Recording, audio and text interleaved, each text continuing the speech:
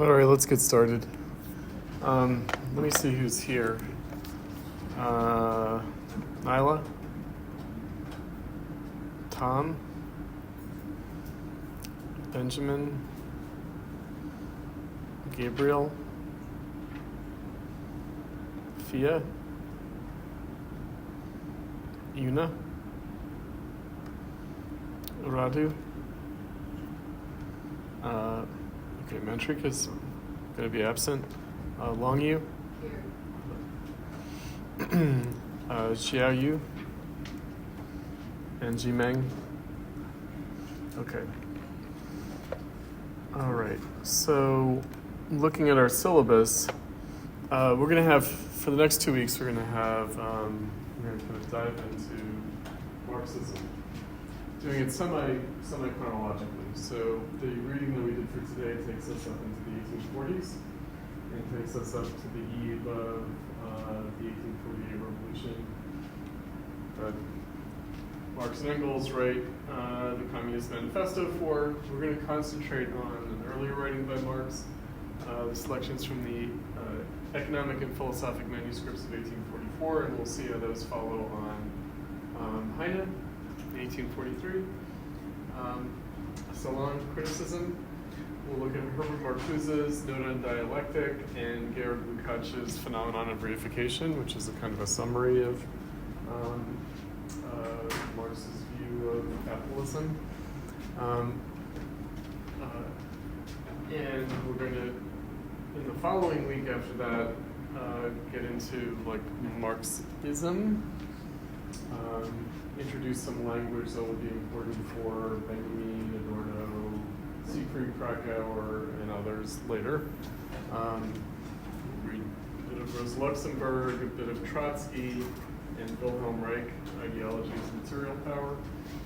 On the Trotsky, I'll remind you guys of this, but we have like the whole book, but we're only looking at the last few chapters of it, of Literature and Revolution.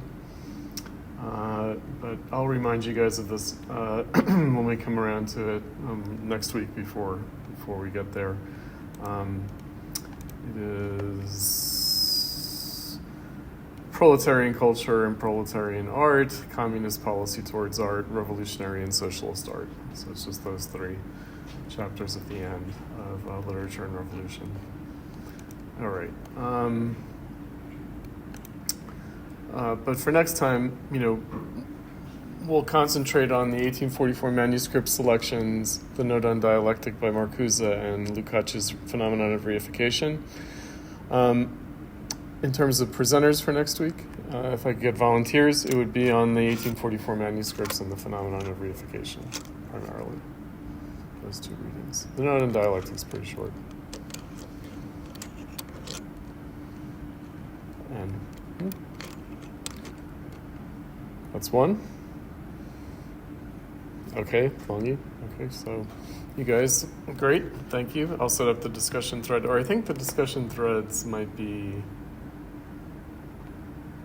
there now. Let's see if all the discussion threads are there. They are. Okay, good. All right. Okay. So the reading for today, we'll start with discussing Daniel Sherman with Quatremere, Benjamin, and Marx. And then we'll get into the two Heine Salon criticisms and Gautier. And we could also discuss Pipin's What Was Abstract Art from Hegel's point of view and Balzac's Unknown Masterpiece, because both of those are to do with the question of abstraction, formalism, etc. Or as Pipin put it in the first week reading that we did on critical theory, the stakes of art becoming about itself, art taking itself as its own subject. So that's a question. All right, so Quatremere, Benjamin, Marx, let me just mention as some historical background. I mean, the Daniel Sherman article is very good at elaborating this, but I'll maybe fill in some more in this instance, which is two things. The salons as a phenomenon, so the national exhibitions of the Louvre, which come from the previous, the Ancien regime, but then takes on a new kind of character with the French Revolution. So part of what we're tracking now in terms of history, we're mentioning this historical timeline, we're looking at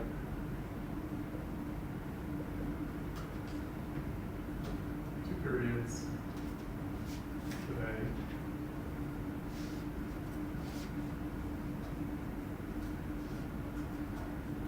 Looking at 1848, but we are addressing 30s and 40s. So the French Revolution, the entire revolutionary cycle, from the storming of the Bastille to the second defeat of Napoleon at Waterloo in 1815. This is to explain this kind of cycle. So we first have the Bourbon dynasty. So that's Louis the 16th. Then we have the French Revolution, and we have in that cycle we have the emergence of the Republic and the Empire. First Republic and the Second Republic. Then we have the Restoration monarchy.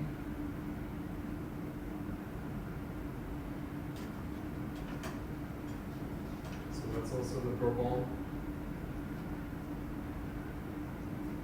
And then we have the July Revolution of 1830, July of 1830. We'll see that that's depicted in Delacroix, Liberty, Living the People, that Heine talks about in the 1831 Salon. Then we have the period of the July monarchy. And the July monarchy is Louis Philippe.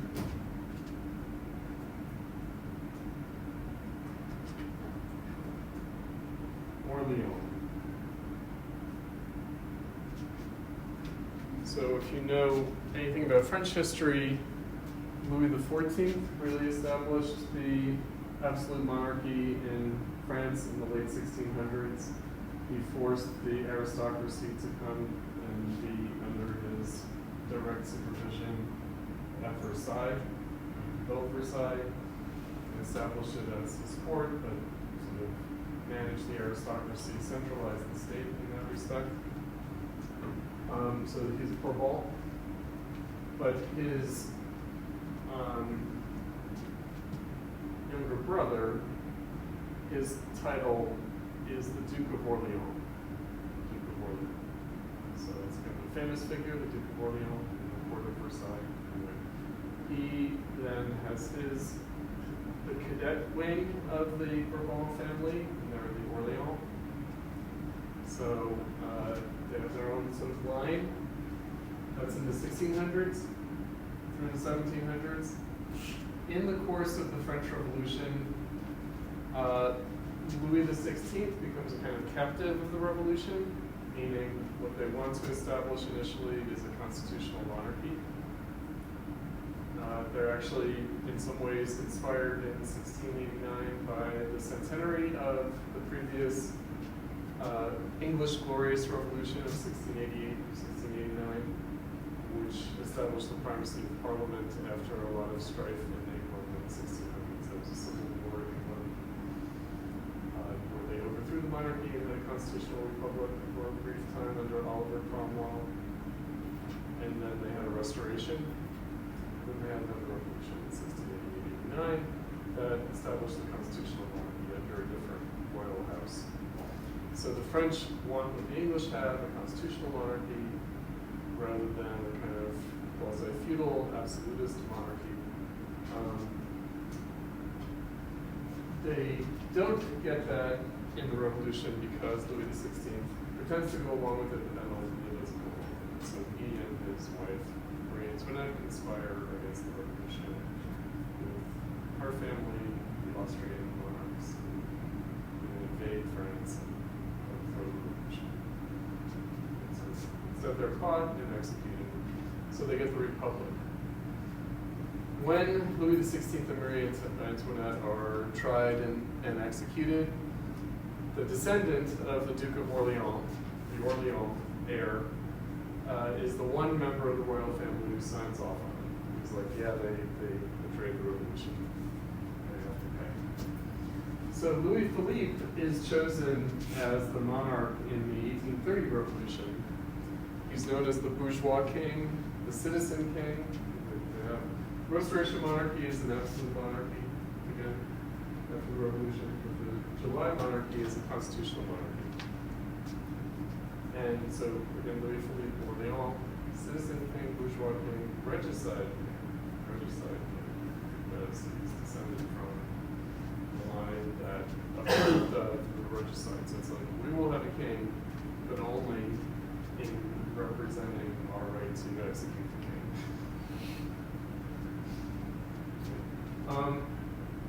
Yeah, we're going to get into this next time in great detail, or at least in some detail, let's put it that way.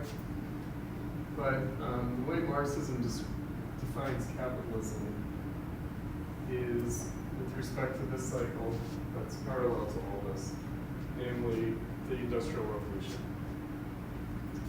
So the Industrial Revolution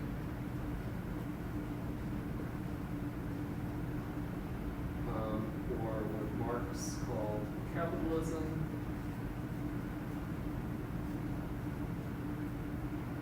is a function of the Industrial Revolution, which conventionally dated 1750 to 1850.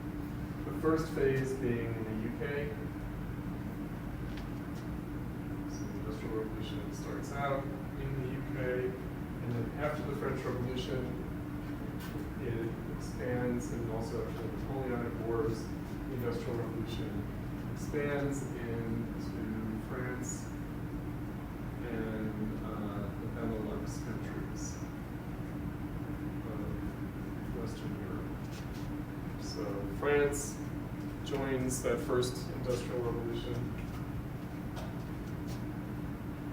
the second Industrial Revolution that we'll be talking about later. And also the Benelux countries, that's Belgium, Netherlands, Luxembourg, so northwestern Europe. Also, we will see next week with Marx and Engels, the western part of Germany, the Rhineland in Germany is also industrialized in the first industrial revolution. The second phase of the first industrial revolution. Okay, so one of the things we're going to track today between the Heine, 1831 and 1843, Heinrich Heine, the Salons criticism, is this period of the July monarchy, the boom and bust cycle of the 30s and 40s. So the 1830s were a boom, and the 1840s were a bust. And in the 1840s, the bust period is known as the Hungry 40s.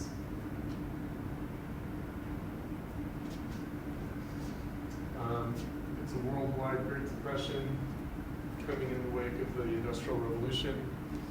It affects the entire world.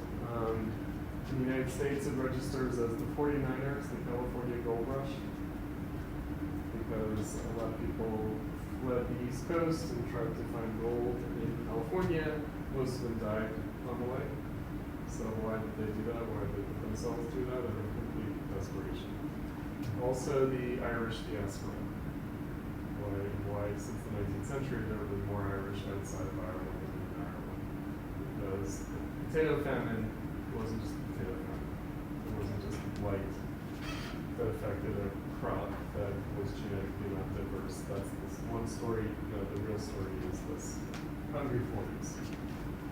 And indeed, it impacts all of Europe and other parts of the world as well that are bound up in the capitalist economy at that point.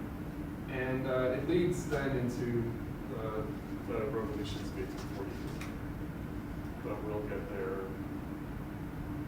next week. In subsequent. So we're not quite there yet, but we're going to start to register the Hungry 40s with Heine's second Salon of 1843. Okay, so this is just to kind of map out some references. Like when people say republic, what do they mean? They mean 1792, 1793, 1794, in the first phase of the French Revolution. Year 1 and 2, like they restart the calendar. They do the months differently, they do the years differently. It's very radical, the French Revolution. And then when people say empire, they mean Napoleon's empire, the first empire. Later, after 1848, we're going to have the Second Republic and the Second Empire. That's going to be very important for our consideration. But now we're dealing with the First Republic and the First Empire, or simply the Republic and the Empire. The Ancien regime, the prior regime, the Bourbon, the Restoration, the July monarchy, these are the sort of essential. So there will be references to this in our readings, but also in art history, generally periodized in this way. We've already discussed, and I'll just remind us of the question of Classicism, Romanticism, and then Realism as a phenomenon of the 1830s, and then Modernism as a phenomenon of the 1840s, and especially post-1848. So we have this integration of Romanticism into Realism and Modernism.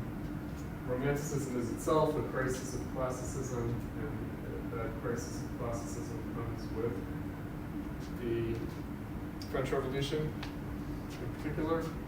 So we'll be looking at David and the David school. That's all. We'll look at some paintings today.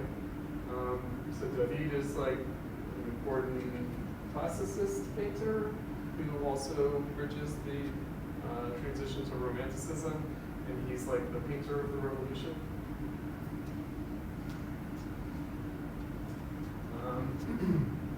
And then Delacroix is a Romantic painter who becomes one of the first realist painters. And the Liberty Being People painting is an important milestone in the emergence of realism. 1830s, when you get literary realism, Balzac is associated with literary realism. Also others, Charles Dickens. Photography is invented in the 1830s as well. And so the invention of photography and the question of literary realism, realism in the visual arts, what does realism amount to? What is strata of realism, or the criteria of realism? What's the difference in relation between realism and naturalism? These kinds of questions. Okay, so that's our historical background. Now, Daniel Sherman, Quatremere, Benjamin Marx. So who is Quatremere? Quatremere is a chronicler during the Napoleonic Wars, serving under General Miranda, who is in charge of French operations in Italy. So there is this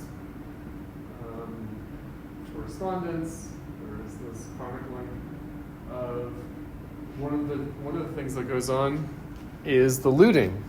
So during the Napoleonic Wars, the looting by the French army. So one thing we need to know about the French Revolution is it wasn't just a French Revolution. It was a French Revolution, but it wasn't just a French Revolution, meaning it is part of a larger revolution. The American Revolution precedes it, and people who are important characters in the French Revolution are participants. in the American Revolution. So Lafayette, who is the head of the French military mission expeditionary force to help the Americans in the American Revolutionary War. He's a main character in the outbreak and course of the French Revolution. Also, Thomas Jefferson is ambassador from the new United States to France at the time of the Revolution and participates in writing the Declaration of Rights of Human Being and Citizen. So he not only writes the Declaration of Independence, but he also writes the Declaration of the Rights of Human Being and Citizen. Benjamin Franklin had been an important diplomat in the French court before the American Revolution in the Enlightenment era.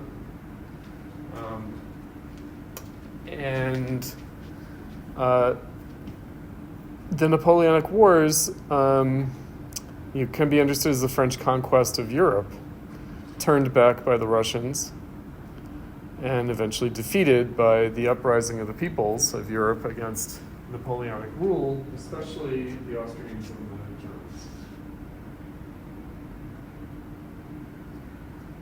But it was really a European-wide revolution. So Hegel, who was a young professor in Jena in Germany when Napoleon defeated the Germans. And he got his students together and they celebrated the defeat of the Germans by Napoleon. They popped champagne. They were like, this is awesome, the revolution is coming to Germany. And he famously described Napoleon as world history on horseback, writing a letter to a friend, seeing Napoleon march through town.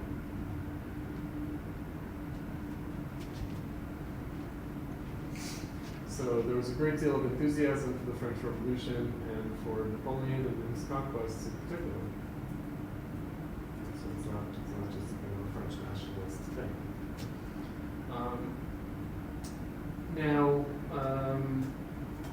Nonetheless, there's this question then. We'll be reading this later with Baudelaire. Paris, then, is the capital of France.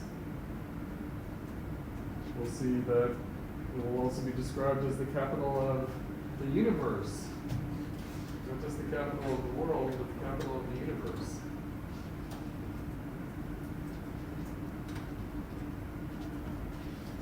So, of course, if it's the capital of the universe, shouldn't there be a museum that has all the world's art in it? Yes, that's the Louvre.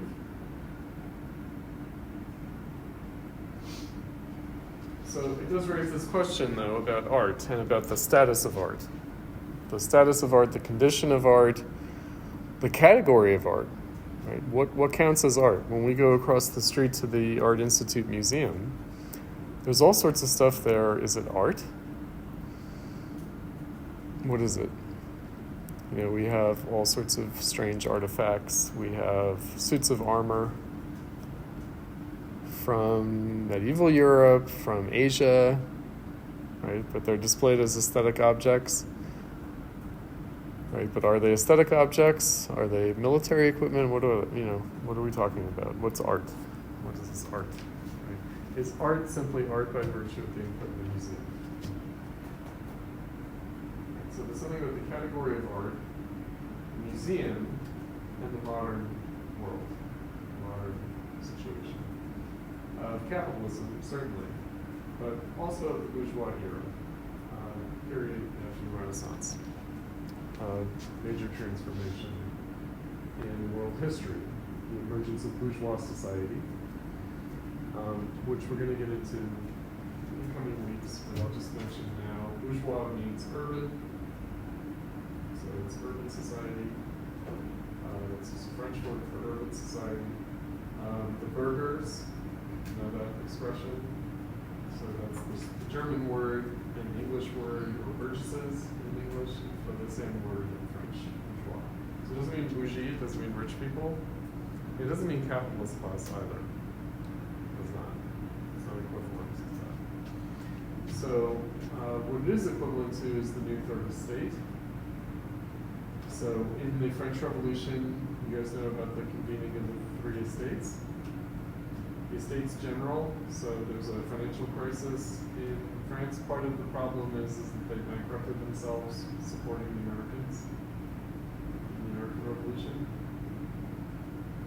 And so they have to raise taxes, and so to get consent to raising of taxes, Louis XVI has to call the Estates General, and the Estates General have representatives of the three estates. The three estates are, the first estate is the church, the second estate is the aristocracy, and the third estate are the commoners. This is a medieval institution, goes back to the Middle Ages. However, in the modern era, there's a transformation of the third estate. So, where the third estate previously were mostly peasants, mostly serfs, peasants, but also artisans, guilds, guild masters, and merchants to some degree, although many merchants were actually not subjects of the king. That's how they were merchants. They were specifically not subjects. So there's kind of outside of this estate system. But in the meantime, this medieval institution had been transformed in substance because the third estate is now this bourgeois third estate. Meaning it's really town dwellers, it's a modern commercial classes, industrial classes, this is the language of the time. It's no longer a subsistence agricultural economy that has changed since the Renaissance and in the centuries leading up to this point.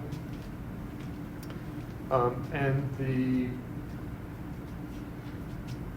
famous pamphlet of the French Revolution in 1789 is a pamphlet written by the Abbé Sieyès, who is a member of the First Estate. He's a monk, priest, part of the clergy. He writes, "What is the third estate?" That's the revolutionary pamphlet. He says, "What is the third estate? It is nothing, but it wants to be something, and it shall be everything." And he defines the third estate as those who work. So he says the first estate are those who pray, the second estate are those who fight, and the third estate are those who work. And he said you couldn't have a country without the people who work. You could have a country without the people who pray and the people who fight. So the third estate has been nothing. It wants to be something. It will be everything. So society will not be defined by religious authorities or by warlords, but will be defined by the people who work. Abbé Sieyès, S.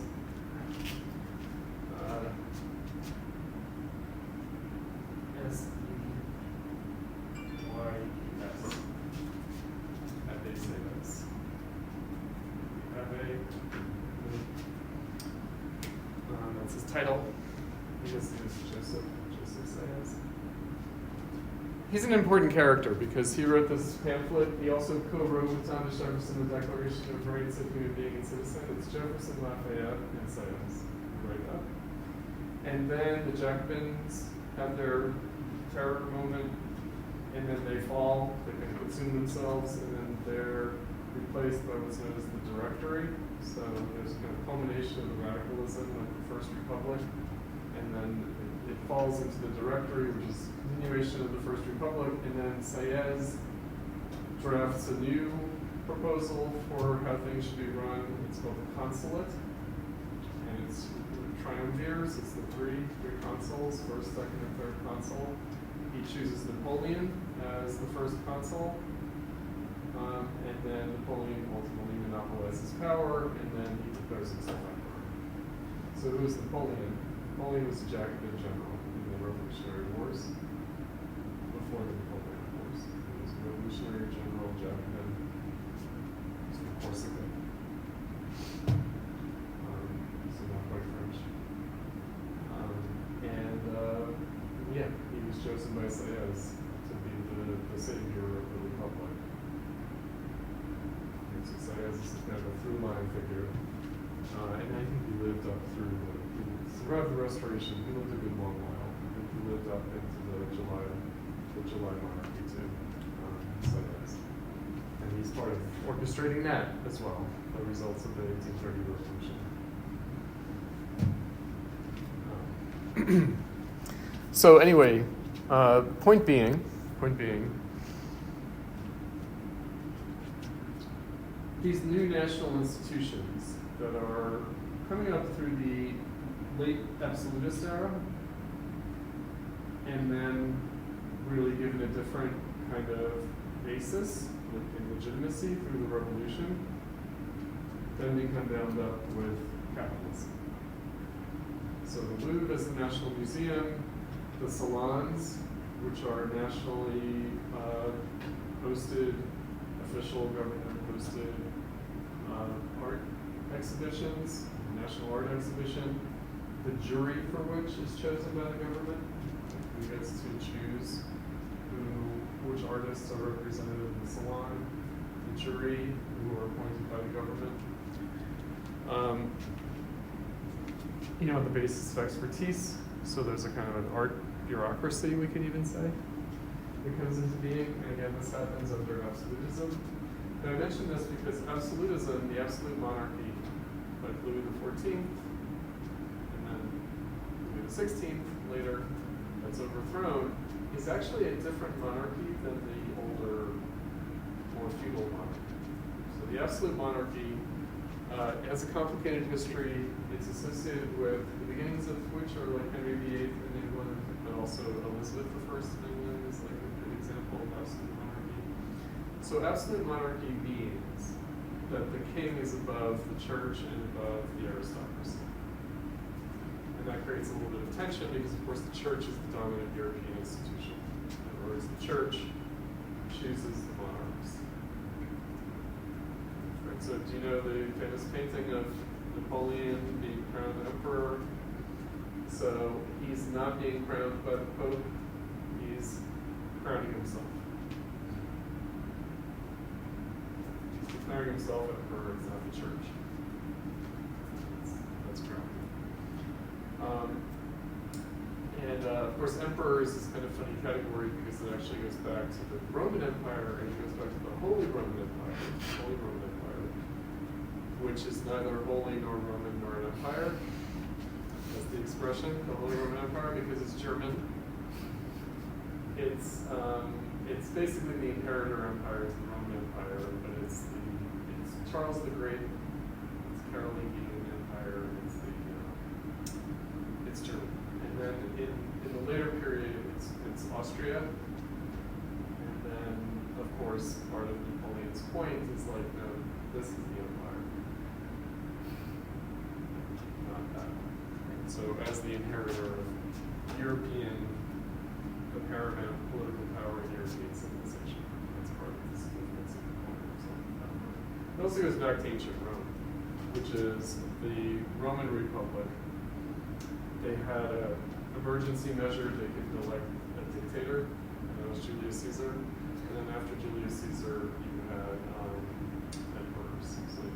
So the idea is the emperor, there's some relation between empire and republic, which is different from monarchy. Monarchy comes out of the aristocracy. Instead of the aristocrats decide who's going to be king. Instead of the first among equals among the aristocrats. Now, it's not wholly unrelated to the Roman situation because the citizens in Rome were actually all aristocrats. Warrior caste. That's true of Greek democracy as well. All right, what do I get into all that? Because absolute monarchy is different. It's actually a function of bourgeois society. Because absolute monarchy, absolutism, is established through an alliance. And that's why it begins with Henry VIII. It's an alliance between the king and the rising bourgeoisie, the town dwellers, against the church and the aristocracy.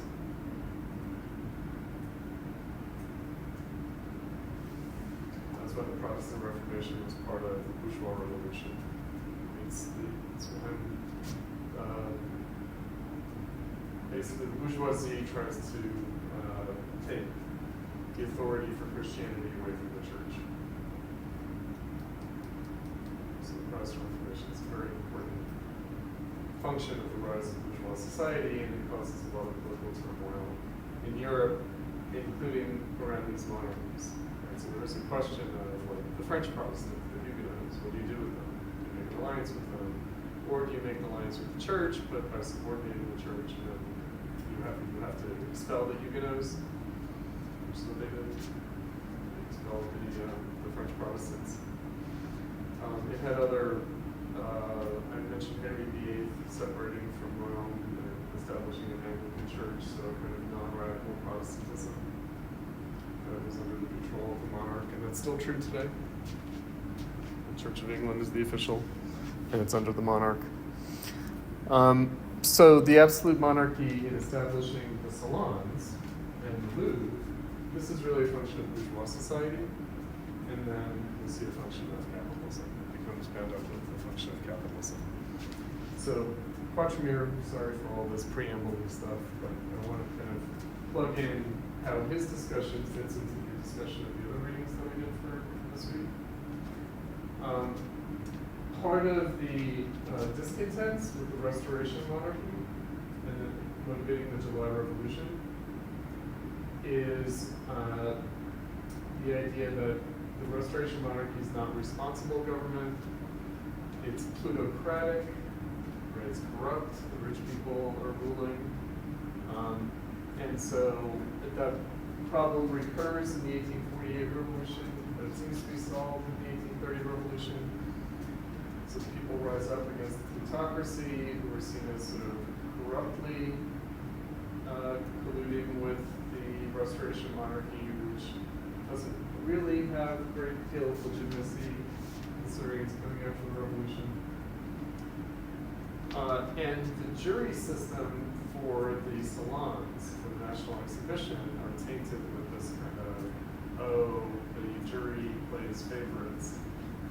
And part of how the jury might, and why they might play favorites, is that the art market, as we know today, is already in existence. Meaning, art is a valuable investment where people park their capital in order to preserve its value. So people buy works of art expecting them to appreciate in value as an investment. So instead of buying gold or real estate, they buy art. And then once they own that art, they need to preserve the value of that art. And how they preserve the value of that art? They keep the artists in circulation and keep them current. And so it's in the interest of the rich people to have the juries continue to show the same artists in order to keep their market value up, in order to keep the investment value of the artworks up for the rich people. But of course, this is like bad. Right? So it's an example of kind of corruption of the art world and of the national exhibitions, which are nominally supposed to be meritocratic. I mentioned this because in the 1848 revolution, one of the things that they do, they have a salon. They abolish the jury. So basically, wall painters who submit get exhibited. So there's no jury. They're just like, no, it's going to be a national exhibition, which means we're going to put it all on. Everybody who submits will be in it. And that's seen as democratic.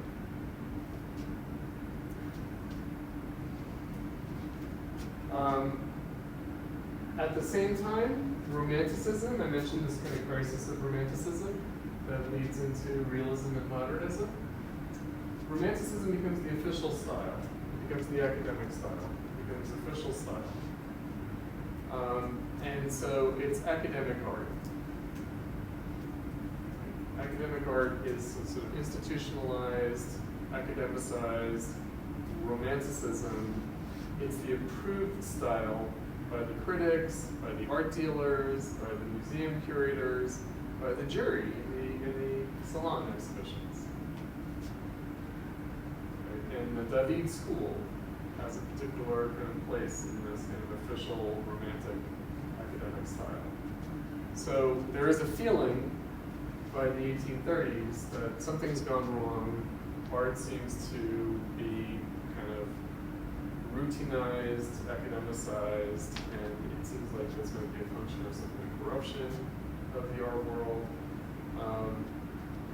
There's a kind of disenchantment with official Romanticism. As the critical discourse and the formal style that students are taught in school. When did you say it becomes institutionalized? In the Restoration period. So by the 1820s into the 1830s for sure. Right, but certainly already we'll see what Heine has to say. Heine is already saying, well, he's trying to write as an art critic, and he's like, well, the way people usually talk about these things, this is this kind of official discourse in Romanticism, but it's kind of confused, It's unclear what it really means.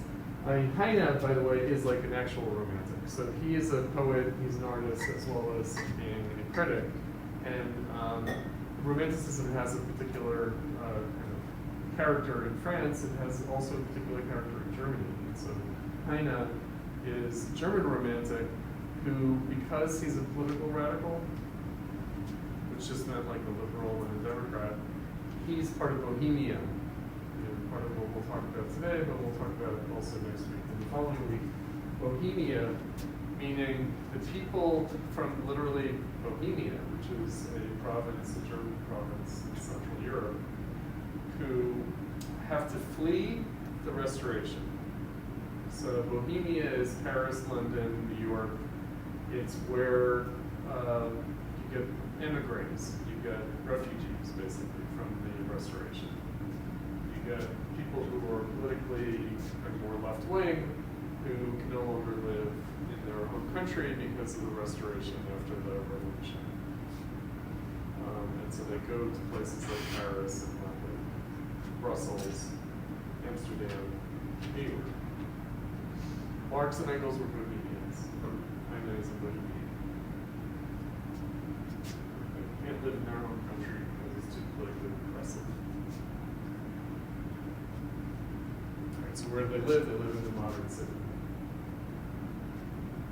Paris, London, Brussels.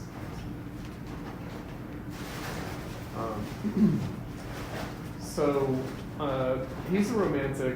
He also is personal acquaintance of both Hegel and Marx. So, for what it's worth, he bridges that generation. Okay, so getting back to Quatremere and Miranda, Italy, because we'll also have this discourse in the Heine. Italy, Italian art, bourgeois art, Renaissance art, humanistic art. Right, so there's a Northern Renaissance and there's a Southern Renaissance. If we go back to that era. So the Southern Renaissance is the Italian Renaissance, and that is the Renaissance of the Italian city-states.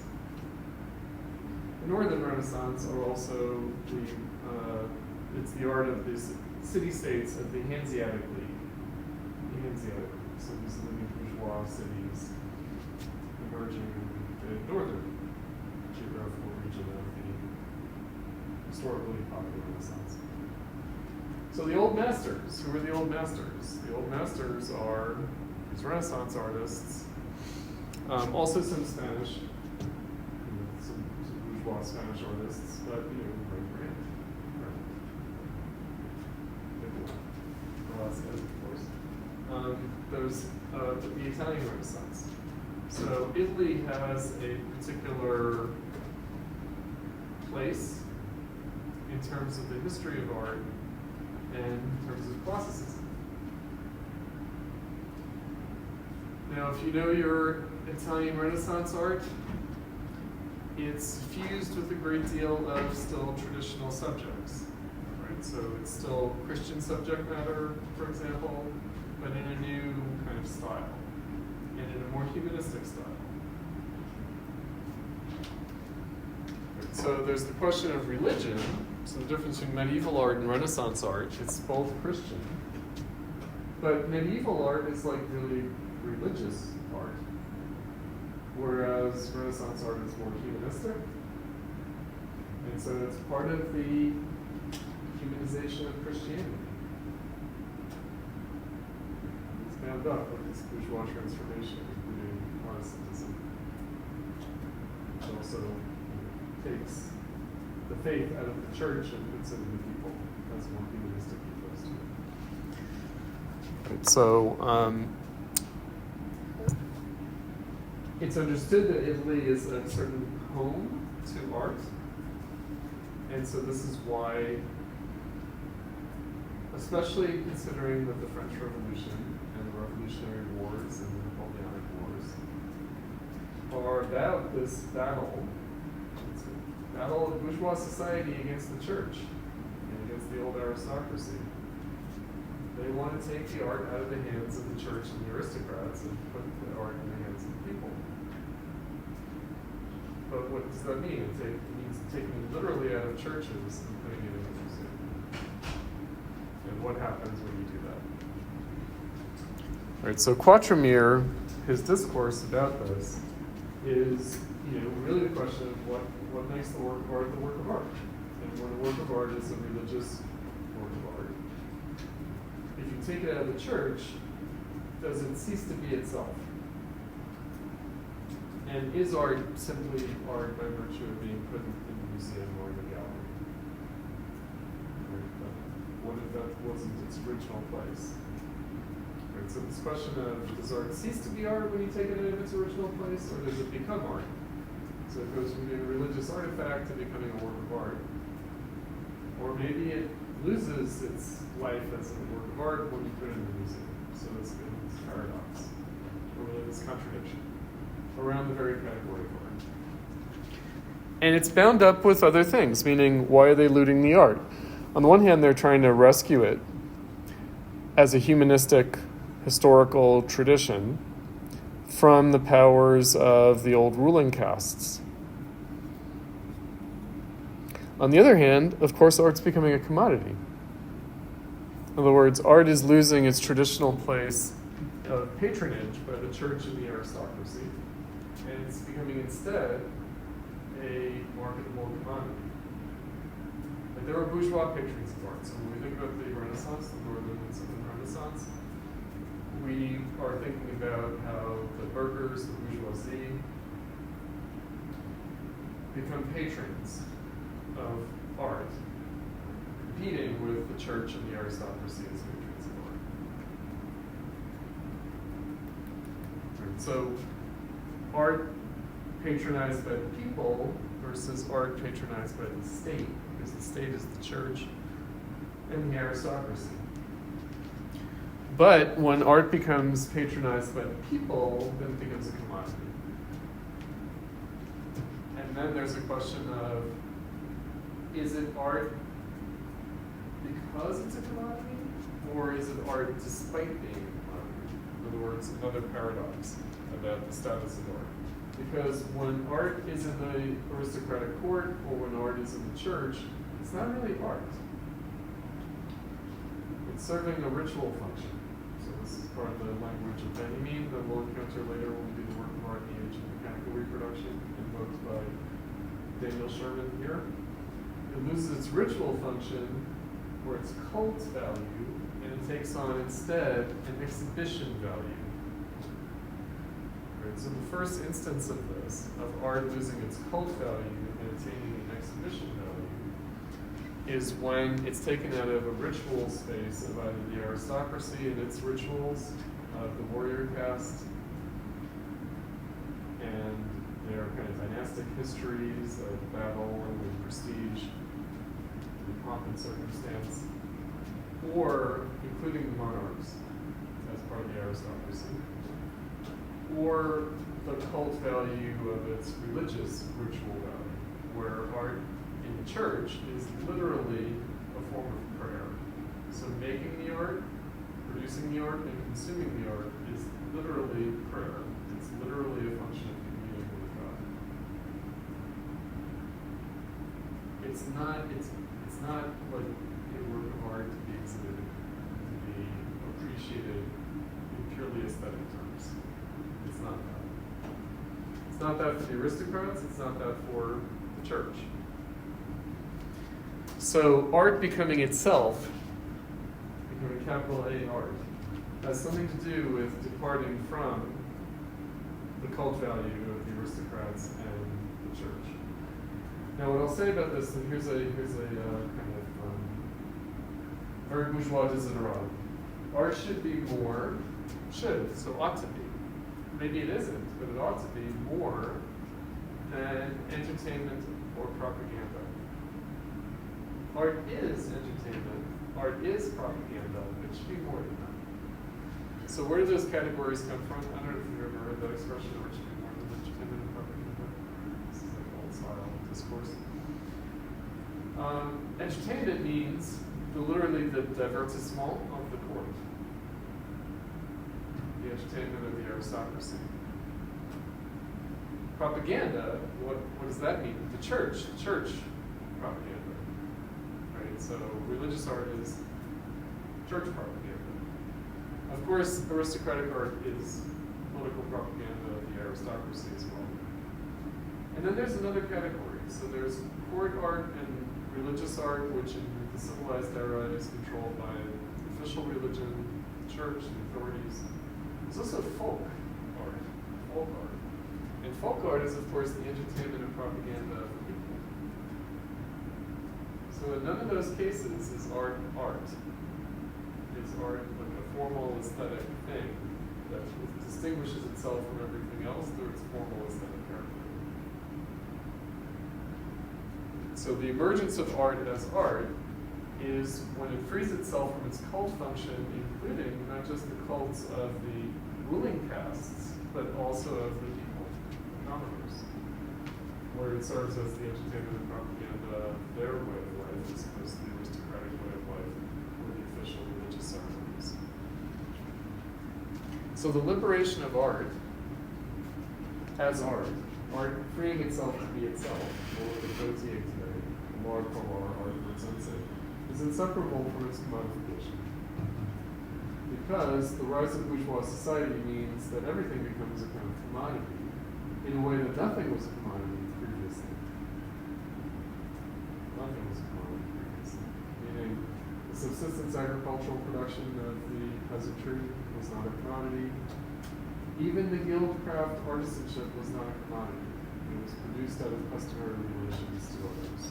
So the guildcraft artisans produced for the farmers, they produced for the lords, they produced for the church, out of a customary arrangement, not out of a market economic system of commodification.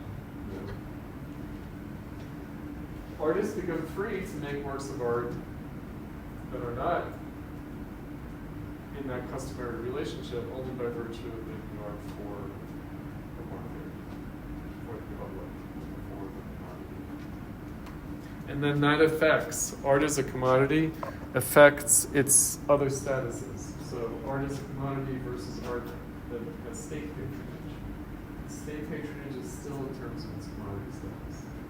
Again, the exhibitions, the juries. Are they choosing the best art, or are they choosing the art that's most valued on the market at this point in time? And is that market rigged in some way to prop up asset values? It's still the case. Still the case. Art is still a valuable commodity that's a source of people parking their money. Like when they can't make their money in the stock market, they'll buy art. They'll because there are experts who will tell you this art will appreciate in value, likely to appreciate in value faster than this real estate asset or this stock portfolio.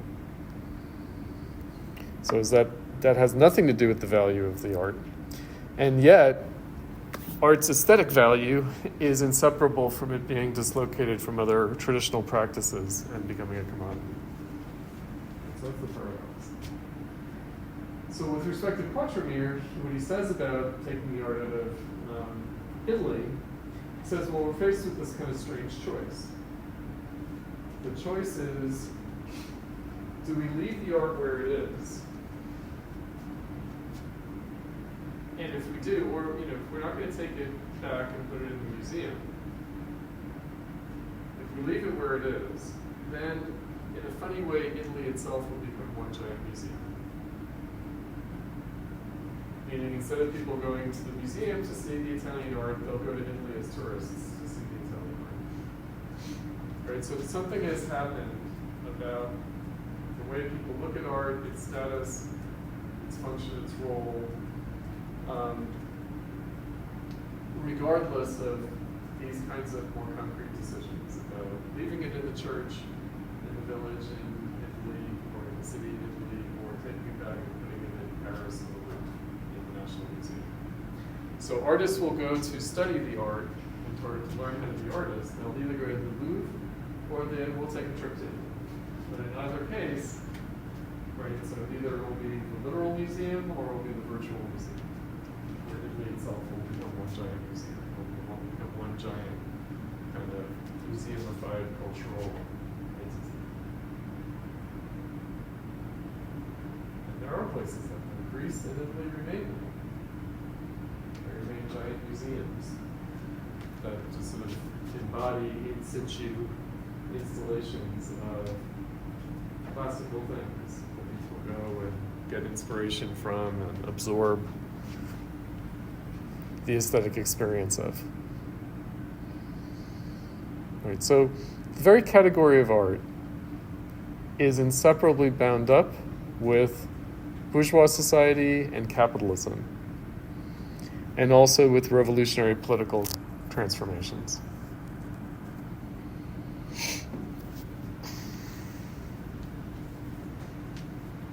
So that's how Marx and Benjamin come in. Benjamin, of course, I mentioned the cult value versus the exhibition value. Pardon me. Marx, commodity fetishism. So Benjamin has the category of aura, which we'll come back to later in the course. Aura meaning presence. So how is the artwork present? Is it present as a cult object or is it present as an exhibition object? And how the exhibition presence of a work destroys its cult value. And then aura, understood as the strange weave of time and space, which puts the object both close to us and at a distance from us. And the example that Benjamin uses is the church icon, so the icon of the saint in the church, where you have to take a pilgrimage to a church, to a particular church to pray to a particular saint. And when you're praying to a particular saint at the icon is making the saint present, making the divine character of the saint present, including physically, because often the saint icons are reliquaries, meaning they actually have parts of the saint's body. So they have bone or skin or hair from the saint in the painting, in the object. And so that's, again, ritual value. That's a certain way of making something present. Versus the artwork as, in its exhibition value, aesthetically present. As a formal aesthetic experience. So that's aura. Aura is presence, and the crisis of presence associated with capitalism, namely the destruction of aura, and commodity fetishism. Commodity fetishism, which is something that, again, we're going to get into more next week. It's not a kind of Freudian fetish, it's not a psychological phenomenon, but fetishism as an anthropological fetish. So it's a fetish meaning akin to a religious phenomenon. So fetishism is the earliest form of religion, and so the idea that the modern capitalist world has its own fetish, and its fetish is the commodity. So this is a tricky thing because it's commodity fetishism is not about the consumer article, it's not about the article of consumption. It's not about the commodity in that respect, not nearly at least. It's about labor as a commodity. It's about labor as a commodity. So it's the fetishism of labor as a commodity, meaning it's a kind of metaphysical character of things based on our social metaphysics, which has gone from a religious metaphysics to a labor metaphysics, social relations of the commodity. So that means production as well as consumption. So commodity fetishism is there in the production of art, not just in its consumption. So the work of the artist as an artist, understood as the labor of the artist, is subject of commodity fetishism.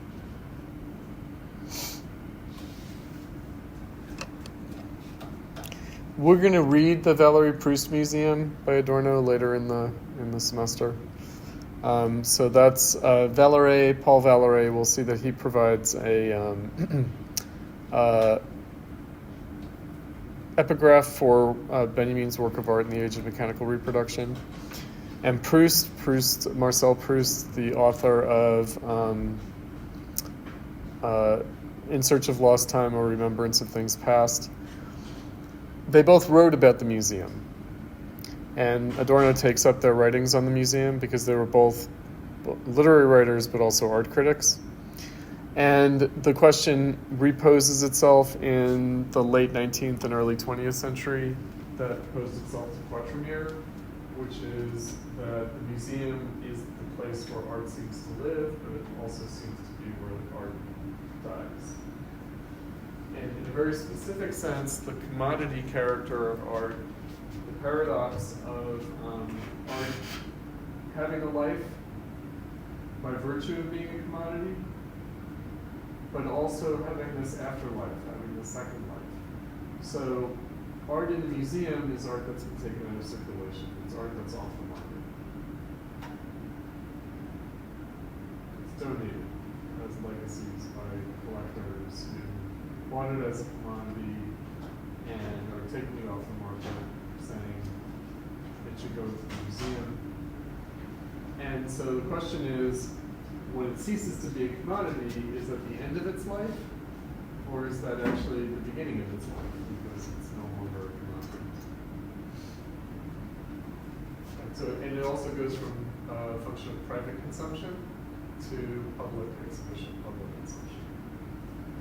Right, so, and again, this is all a challenge to the Renaissance kind of humanistic patronage of art, where in fact art was commissioned by private patrons to be domestic household items for private consumption, but also as some kind of public display of wealth, but only for people visiting their homes. And so it raises this whole question of the private and public character of art and how we understand the relationship between production and consumption.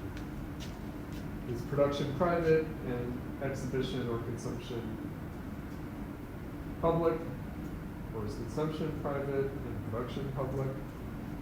Again, this whole question of how art is made, why it's made, how it circulates, and what is its ultimate fate. Because it seems to have an ultimate fate when it leaves the sphere of circulation and ends up in the museum, but then it's almost like it's dead, and then it has a kind of afterlife.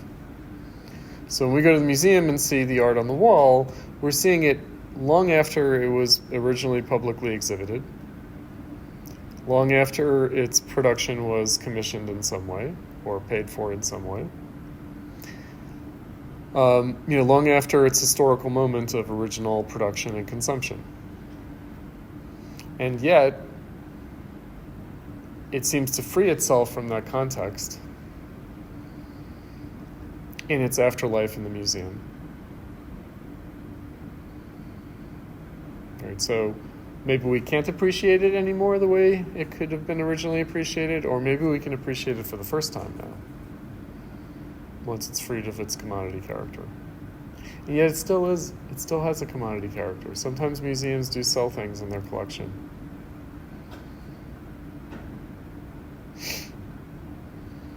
And when people donate art to museums, do they do it for a tax write-off, or do they do it out of pure philanthropy? Right? It in a sense doesn't matter. It's the same thing. It's the same function in terms of society in capitalism. Right? So all of this as a kind of context for art. that isn't merely external, though, but internal to how and why works of art exist and continue to exist. Meaning, how are they preserved? Right. We also try to fix works of art outside of time and space in the museum. So it used to be normal for artworks to be touched up, repaired, right? And then when it goes into the museum centuries later, then they do this extreme forensic examination, and then they restore the painting by taking away all the touching up and all the fixing that was done over the centuries. And they try to restore it to its original state. But how is that its original state? For hundreds of years, people saw it with its kind of changed state. So what's the real work of art? Its authenticity, right? How is it present for us as a historical artifact in aura presence? Do we only know the artwork of art through our subjective aesthetic experience of it, or do we only know it in its objective truth through its physical examination with like X-rays and chemical analyses, etc.? Right. What does the museum do? What's the work that they actually do? They do a kind of scientific analysis, archiving of the work. And so it's a different kind of truth of the artwork as a historical artifact. And where does the aesthetic value go then? When artworks were altered in the course of their lives before they ended up at the museum, wasn't that done out of an aesthetic impulse? And yet we think that the real aesthetic object can only be had if we return it to its original state, which is impossible, meaning we have to reconstruct it as such through scientific analysis.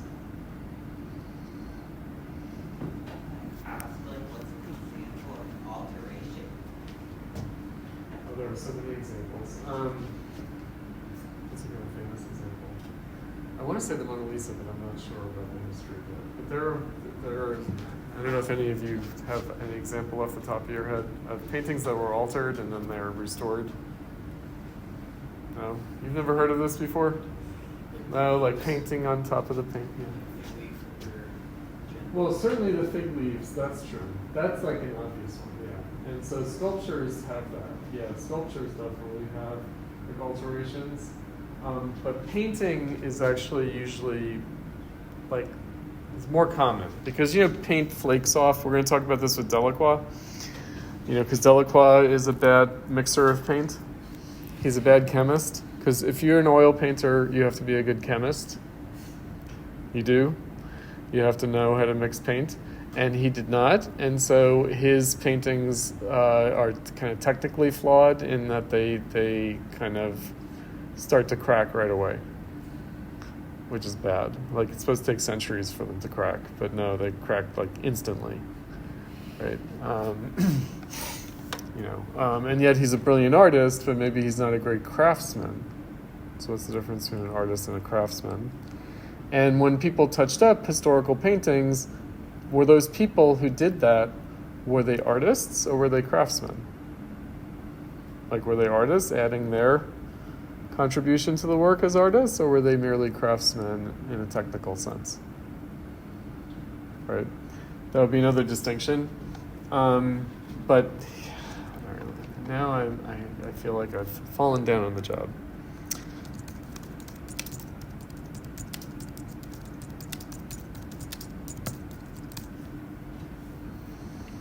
AI overview. Girl reading letter at open window, which was restored in 2017 to reveal a previously hidden depiction of Cupid, and Elias Garcia Martinez Eche Homo, which was infamously altered by an elderly parishioner in 2012.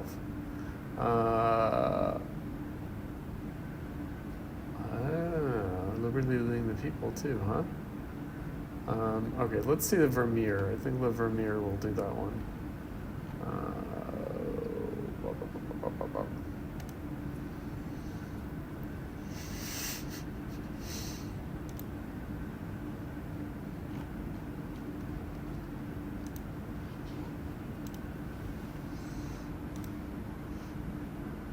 Okay, so here's your Renaissance.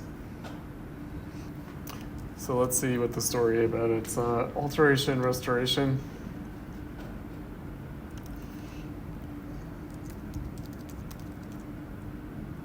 Ah?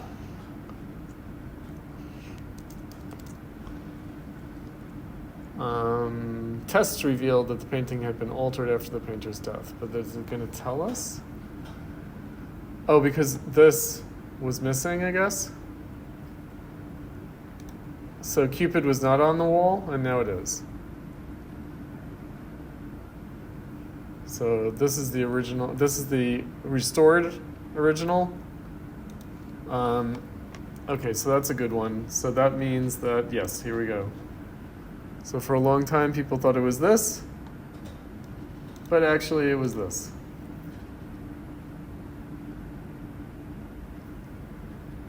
Is that a good example? That's a good example.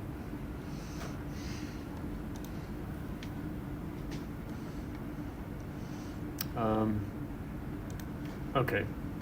Let me turn to the notes that you guys posted on this. So Mantrika is absent today, but I will look at her notes. So Sherman places Quatremere's skepticism about commerce in dialogue with Marx's theory of commodity fetishism, highlighting how works of art became detached from their original context and circulate as symbolic objects. He emphasizes that museums, while constructed as spaces of preservation and education, also participate in systems that commodify cultural objects. By drawing on Benjamin, Sherman illustrates how reproduction alters the aura of an artwork, shifting its status in modernity. The analysis reveals a continuum from 18th century concerns about commerce to 19th and 20th century critiques of capitalist circulation, making clear how art's value has always been entangled with market forces. Great. All right, so let me unpack that a little bit. So reproduction, that's the one category that we didn't get into. We got into production and consumption, reproduction. I mean, in some ways, alteration and restoration are part of that. So when we read later the work of art essay by Benjamin, he's going to say, in principle, he starts his essay by saying, in principle, all works are reproducible. In principle, all works are reproducible. So how and why is that the case? Because, of course, if they were producible, then that means that they're reproducible. The labor of the artist can be reproduced. And then he says reproduction could be in the form of making hand copies, and then he brings up mechanical reproduction, industrial forms of reproduction, which are basically automated versions of the same. So the print and the photograph as kind of automated renderings that would have had to have relied on manual labor of artists previously. Right, so reproduction. And the form of reproduction. And reproduction of what? So there's the reproduction of the object, the physical object, but then there's the reproduction of the experience. And that's where cult value and exhibition value come in, and also aura and destruction of aura. These are all categories of experience. In other words, what is the experiential phenomenon of the artwork? And how is the experiential phenomenon of the artwork reproducible? And reproducible in what way? So there was a time before photography and also before printmaking where the only way that an artwork could be reproduced would be by hand. And those were accepted as reproductions of the aesthetic experience of the work. But how does print reproduction and photographic reproduction, how does that speak to what we now think of as an adequate or true reproduction of the aesthetic experience of the work? So what makes our works by principle reproducible is that the experience is reproducible. Now, I will recall for us Susan Buckmore's first day of class. Artist's work is to sustain the critical moment of aesthetic experience. Meaning, making a work of art means that you are reproducing an experience. So that's why the work of art is in principle reproducible, because it is itself a reproduction of an experience. And so the question is, how does one reproduce, sustain, transmit experience? do that through media, through the medium of language, the medium of images, through various genres, various forms, various media properties, watercolors, oil painting, acrylics. How do they transmit? How do they sustain? How do they objectify? How do they reproduce experience? And what happens to the experience? Because that's part of what Quatremere is talking about. He's saying, okay, it's the same painting on the wall of a church, the wall of a museum. Somehow the experience of it is different. Right, so crisis of aura, crisis of presence, crisis of experience. How has capitalism bound up in that? In a way that wasn't the case in the more humanistic era of bourgeois society. So it seems to be in the industrial era of capitalism that we get a crisis of experience. Like I said, we'll come back to this. The Benjamin is complicated and it's going to deserve its own treatment. But again, all these questions of the experience of the work, so some works could only be experienced in the church. So I went on an art tourism vacation the summer before the COVID pandemic, 2019. Went to Florence, Rome, Paris. Did the art tour. In Rome, the Vatican. So oh my God, why am I blanking on the name of it? The famous fresco on the ceiling in the Vatican. None of you know what that is? Sistine Chapel, of course. Sistine Chapel. So they don't let you take a picture of it. Not allowed to take pictures. And really that's crowd control more than anything, right? Keep people moving, right? But, also though, they don't let you take pictures. Who's they? The church. Meaning the Sistine Chapel is both a religious object and an art object. And part of the distinction between those aspects of it experientially is you're allowed to see it, but you're not allowed to photograph it. Meaning the church wants people to still have an experience of it as a religious object and not merely as an art object, even though they know people would never see it as an art object, but they want to preserve its status as a religious object. They want to at least make it clear that it does have this other value, namely as a religious object. And how do they do that? You're not allowed to photograph it. So you're allowed to experience it, you're allowed to be in its presence, but you can't treat it as a mere modifiable image. And of course, it's installed, right, in a church, in a religious space, in a ritual space. That's also where they do the conclave to decide on who's going to be the pope. They do it in that space. Okay, so they let people come in. That's not too much of a profanation of the space, but maybe taking photographs is too much profanation of the religious ritual space. Right. I mean, meaning that's the room where they choose the Pope. That means that that's a center of Christian religious authority as far as the Catholic Church is concerned. That room. Right? Which we might otherwise think is defined by the artwork on the ceiling, but it's not. Meaning the artwork on the ceiling is actually defined by the fact that it's the space that embodies the centrality of the church. Space where the artwork happens to be. The artwork is only there because of the ritual value of the space. Okay, so presence, aura, experience, capitalism. Right.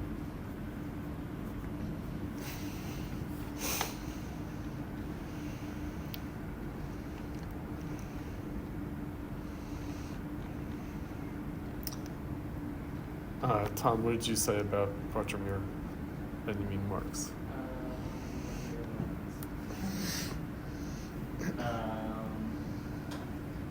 Talked about the commoditization of art object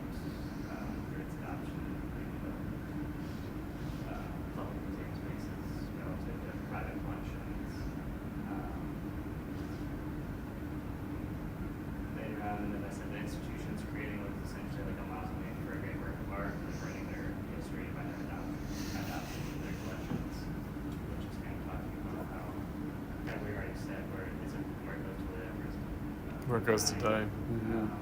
The trend creates an aura of commoditization, provenance that then drives the collection markets. Seems that due to collecting of artwork, even for the means of public display, its importance as a cultural object, which we interact with populace is negated, and thus perhaps have its full potential life as a piece of art. So, calling into question. Once a piece of art is collected into a museum, does it still have the same effect as a piece of culture? Right. Or does it gain significance because it's added to the collection at that point? Right. It's like a cultural level. That's right. Let me say something about culture. So again, from the Susan Buckmore's from the first week.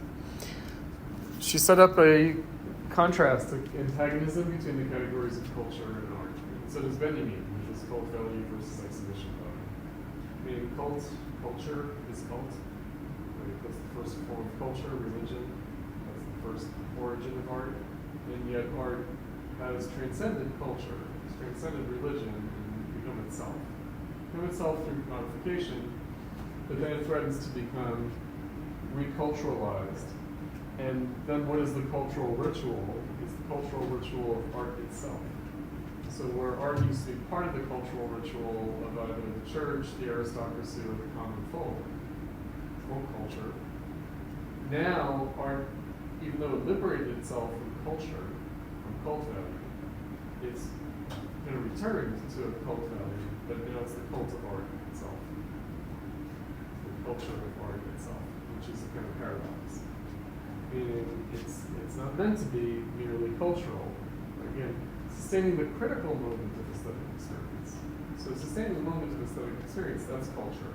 Meaning that's aesthetic experience as a dimension of everyday life, as a dimension of culture. The critical moment of aesthetic experience, however, might mean that we're kind of noticing the aesthetic quality of the thing, the exhibition value, that we are dislocating from its immediate embedding within everyday life, culture, everyday life and its rituals, everyday life and its values, cult value. Right, so art versus culture, it loses its status as a cultural object in some ways, and that's a liberation. It also attains a certain kind of cultural value, but then it becomes a kind of an object of this other culture, namely the culture of art, and then it sort of seems to be a kind of dead value, which is funny. That's, in a way, I guess it kind of ties into like the Heine readings, because it starts off talking about that like art ends up being kind of this, or at least was like kind of a symbol of the times, and then it's turned into something that I guess still is a symbol of the times they were made, but isn't necessarily something that I guess, I mean, put it bluntly, like is it something that they should be like more proud of as something that's continued on into the future generations? Right. So being a phenomenon of its time versus being a historical phenomenon, like having a afterlife. And again, I'll remind us of Susan Buckmore's from the first week, where she says we need these two stories of the artwork or the image, is the way she puts it, of the artwork. We need a story of its social and biographical origins, its prehistory, and we need a story of its effects and consequences, its after-history. Okay, so we have a prehistory account and an after-history account. But what about the historical account? Well, that would be in its own actual moment, right? And it's funny that she leaves that out because that moment is uncertain. Meaning, when is the present of the work of art? When is the present moment of the work of art? Is it when it's made? Right, when a masterpiece, Balzac? Or is it when it's first exhibited? Or when it, is bought as a commodity and then circulates in one way, or is it when it ends up in the museum? When it's sort of when it's canonized? It's canonized. So you guys know about the art market, right? So, artists, you all children want to be artists, no, some of you, yes, some of you who are my painters. Okay, so, if you get gallery representation, right, they sell one of your paintings, they take 50%. They take 50%. And if you're a successful artist, your art will sell on the secondary market for a lot more than it sells on the primary market. Meaning, you will never see the true value of the work, which will be realized in the secondary market. So artists are lucky if they can make a living. Right? So even very successful artists, they're successful meaning people keep them represented with galleries if they have a secondary market value. And so it's this funny kind of thing that artists have to do now. So there's do you guys know Dana Schutz? No? She did the painting about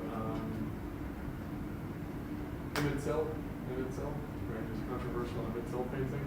She also did a painting of Donald Trump when he went down the escalator, the golden escalator at Trump Tower. I tried to get her to release it to me to use as the cover of a book. Because I have a book, Marxism in the Age of Trump, and I wanted to use her painting. I thought it was really good. And then she said no, because neither that painting nor the painting that she's more infamous for, the Emmett Till painting, were for the market. They were for museum exhibits, not to be sold. In other words, those paintings were not for sale. And that had to do with, and then she can't allow, a book cover to be based on one of her paintings that's not for sale, because it will affect her identity as an artist, what she's known for, what work she's known for, and that will affect the market value of the works that she makes for sale. Which are far more kitschy, actually, than either the Emmett Till painting or the Donald Trump painting. Her other paintings are not as successful, I think. In fact, even though the more successful paintings as works of art, the Emmett Till painting and the Donald Trump painting are not for sale. So it's kind of this interesting kind of funny paradox. It's like, what is her real work? Is her real work the work that she doesn't allow to be sold and doesn't allow to circulate as a commodified image on the cover of a book? Or is it the work that she makes for sale? Is that her real work? And then these other things are just like little side project experiments that are not really supposed to be representative of her work, and whose circulation is images she wants to control, especially after the notoriety of the Emmett Till painting, which she felt distorted her reputation as an artist.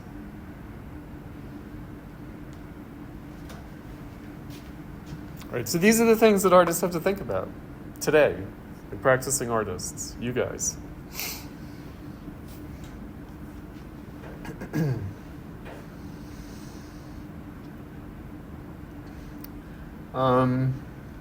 Jimeng,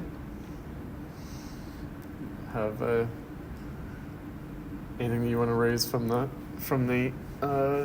notes that you posted on Sherman?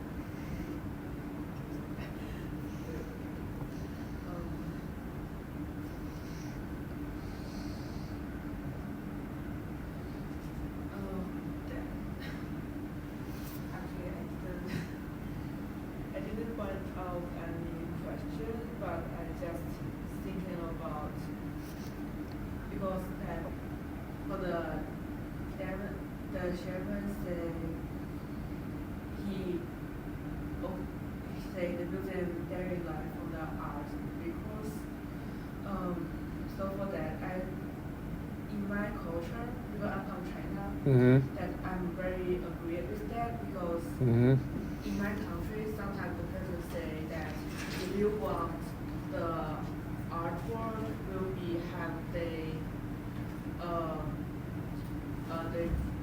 if you want look the artwork for the real feeling, maybe put them on their own part is the best choice. Like if they come from the ocean, maybe just put as the between the ocean city, there because they have the culture, they have the traditional. Mm-hmm. It can give them, it can give the artwork the best feeling. Mm-hmm. But for now, many museums they find many artwork or the what's the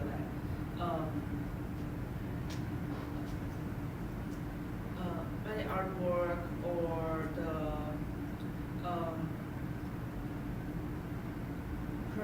process deposit from all the world, but they are just put into like a glasses box, and also didn't maybe like we can saw some we can saw some describe between artwork, but sometimes because that's the museum didn't have enough history and the culture to know that artwork, and they will give some very wrong or negative describe with that artwork. I think this one, that's why I think that's why it's very, very. Yeah. So the question of like the actual in situ, like the kind of appropriate space. So later on in the semester, we're going to read with Douglas Crimp. He's one of the October postmodernist critics. He's going to talk about he's going to talk about the analogy of like a book, a museum and a book, right? Especially because our works are stored in the museum, they're kind of filed like pages of a book, and then also they're treated as flat, like when they're analyzed, and then also some of them are produced that way. So Robert Rauschenberg, his paintings are flat screen print, right? And so the question is, what's the true state of the artwork, right? And so, the analogy being drawn there is between like a library and a museum, right? That if artworks that show up in a book, then they have that kind of quality. And then the descriptions, right? So we have artworks we produce through book form, and then so taking them out of their situation where the cultural references and the feelings of the space and this kind of thing are gone, and instead have to be written, described, right? How that creates this other kind of disjunction, right? So these are the things, because of course at the museum we almost never get the experience of the artwork without a little explanatory dealing, which are sometimes quite bad. Right. A very dark joke that for my journalist school, I think that I go to the United Kingdom to go to see the Kingdom Museum, the very big one, and then I saw in that museum they have some like the Chinese cultural objects, and I saw that they put like a ball at there and to say that what is this doing for. But when I go back to my country, I saw a TV show that history professors say actually that ball is not used for it. It's more like used as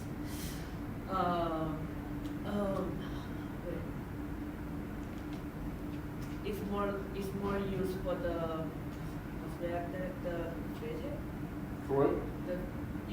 That ball is more used not for the eat. Right. It's more used for the that FET,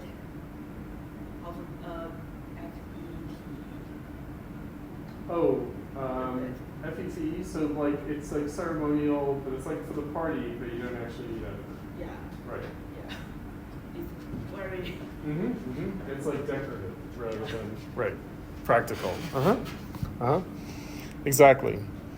Right, and then in the 20th century, we have the example of how everyday objects were placed in the art gallery or in the museum as like artworks, as it's sort of the estrangement effect of looking at them as aesthetic objects, even though they're objects of utility.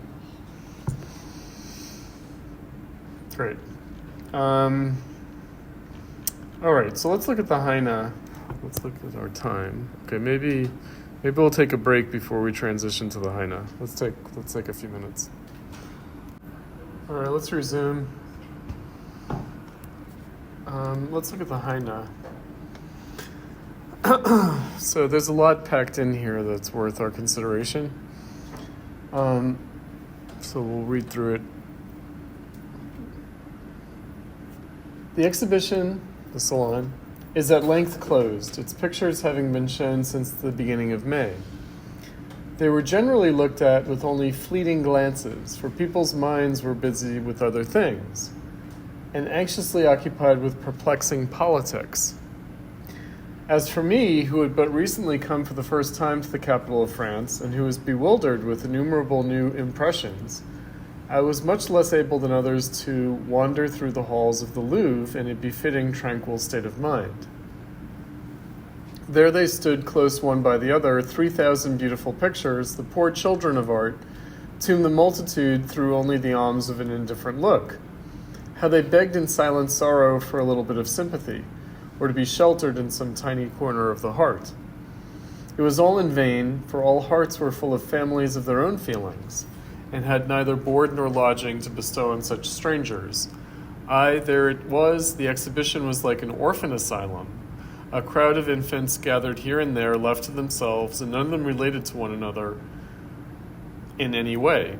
They moved our souls as they are wont to be moved on seeing childlike helplessness and youthful despair. With what a different feeling are we seized on entering a gallery of those Italian paintings which are not exposed like foundlings to the cold world, but which, on the contrary, have drawn their nourishment from the breast of one great common mother, and who, like members of one large family, live together in peace and unity, speaking the same language, though they may not utter the same words. The Catholic Church, which was once such a mother for this and all other arts, is now herself poor and helpless. Every painter now works according to his own taste and on his own account. The caprices of the day, the whims of the wealthy, or of his own idle heart suggest subjects. The palette offers the most glowing colors, and the canvas is patient to endure.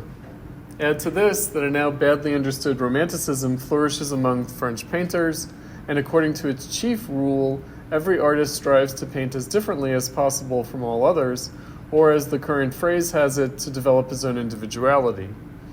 What pictures are thereby full oft produced may be imagined easily enough.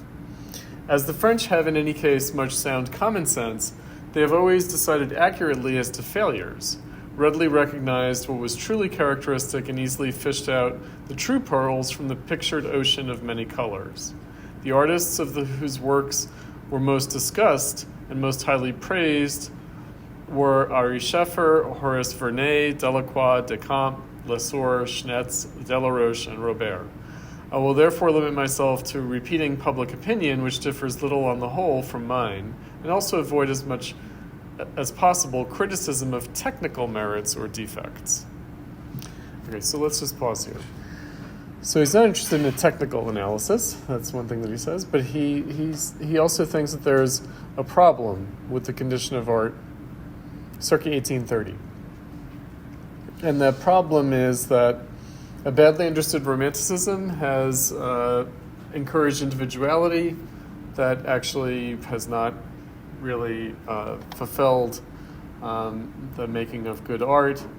And this is by contrast with the art that came before, again, the old masters who were still united in the Renaissance era by the church as the great mother. Art as an orphan asylum. Art works as orphans. Art works as foundlings, as orphans. Orphans, foundlings. That are either met with some sympathy or not by a largely indifferent public. And the public, which part of why it might not have any room in its heart for art, is instead preoccupied with politics. So the politics, of course, the 1830 July Revolution. So he addresses this. Delacroix has contributed a picture before which there was always a crowd. So unlike the other paintings that barely got a glance, always a crowd in front of the Delacroix, and which I therefore class among those which attracted the most attention. the sacredness of the subject. So the church is gone, and yet there might still be a sacred subject. Forbids a severe criticism of the coloring, with which fault might otherwise be found. But despite a few artistic defects, there prevails in the picture a great thought, which strangely attracts us. It represents a group of people during the Revolution of July, from the center of which, almost like an allegorical figure, there rises boldly a young woman with a red Phrygian cap on her head, a gun in one hand, and in the other a tricolor flag. She strides over corpses, calling men to fight, naked to the hips, a beautiful, impetuous body, the face a bold profile, an air of insolent suffering in the features, altogether a strange blending of Phryne, Poissard, fishmonger, and goddess of liberty. It is not distinctly shown that the artist meant to set forth the latter. She's not meant to be the goddess of liberty. It rather represents the savage power of the people, which casts off an intolerable burden. I must admit that this figure reminds me of those peripatetic female philosophers, those quickly running couriers of love or quickly loving ones who swarm of evenings on the boulevards. And also that the little chimney sweep Cupid who stands with a pistol in either hand by this alley Venus is perhaps soiled by something else as well as soot. That the candidate for the Pantheon who lies dead on the ground was perhaps selling contra Marx yestreen from the door of a theater, and that the hero who storms onward with his gun, the galleys in his features, has certainly the smell of the criminal court in his abominable garments. And there we have it. A great thought has ennobled and sainted these poor common people, this crapule, and again awakened the slumbering dignity in their souls. All right, so here's Liberty leading the people. So she's not the goddess of liberty. She's not the goddess of liberty. She's a real woman. Almost allegorical, but not allegorical. Almost allegorical, but not allegorical. So what does this mean? It means that it has a sacredness in its subject, but it's not a religious one.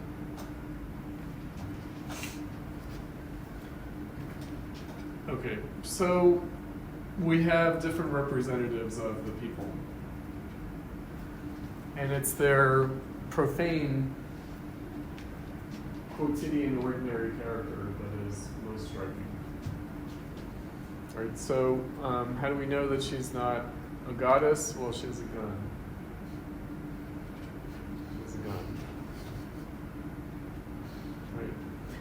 Also, again, we might have a hard time seeing this the way people saw it in its time. She's very French looking. Right, so part of her image is her. She's sort of not looking like a Greek or Roman goddess. Those would be the examples of like representations of gods and goddesses. But no, she's French. So she's a real woman, and her clothes are torn. Like her clothes have become torn in the street fighting that she's participating in.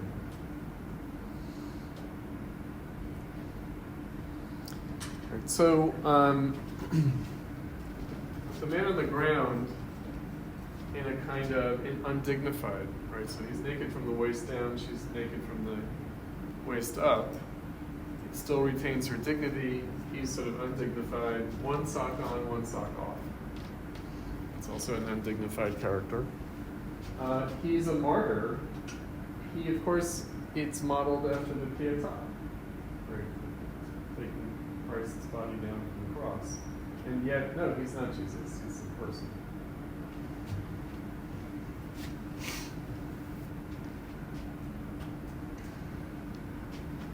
The tricolor flag, I'll just mention this. So the tricolor flag is the flag of the Revolution. So the old flag of the Bourbon is a white flag, and that's brought back with the Restoration Monarchy in 1814, and then again in 1815. So the flag of the Revolution is the tricolor, and it's liberty, equality, fraternity. So liberty blue, equality white, fraternity red, and that's why socialism has the red flag. It's the red from the article of fraternity. It's brought back with the July Revolution. So the flag of the Republic is brought back with the July Revolution and remains the flag through the next revolution and through the Second Empire. It was also the flag of the Republic in the First French Revolution, but remained the flag of the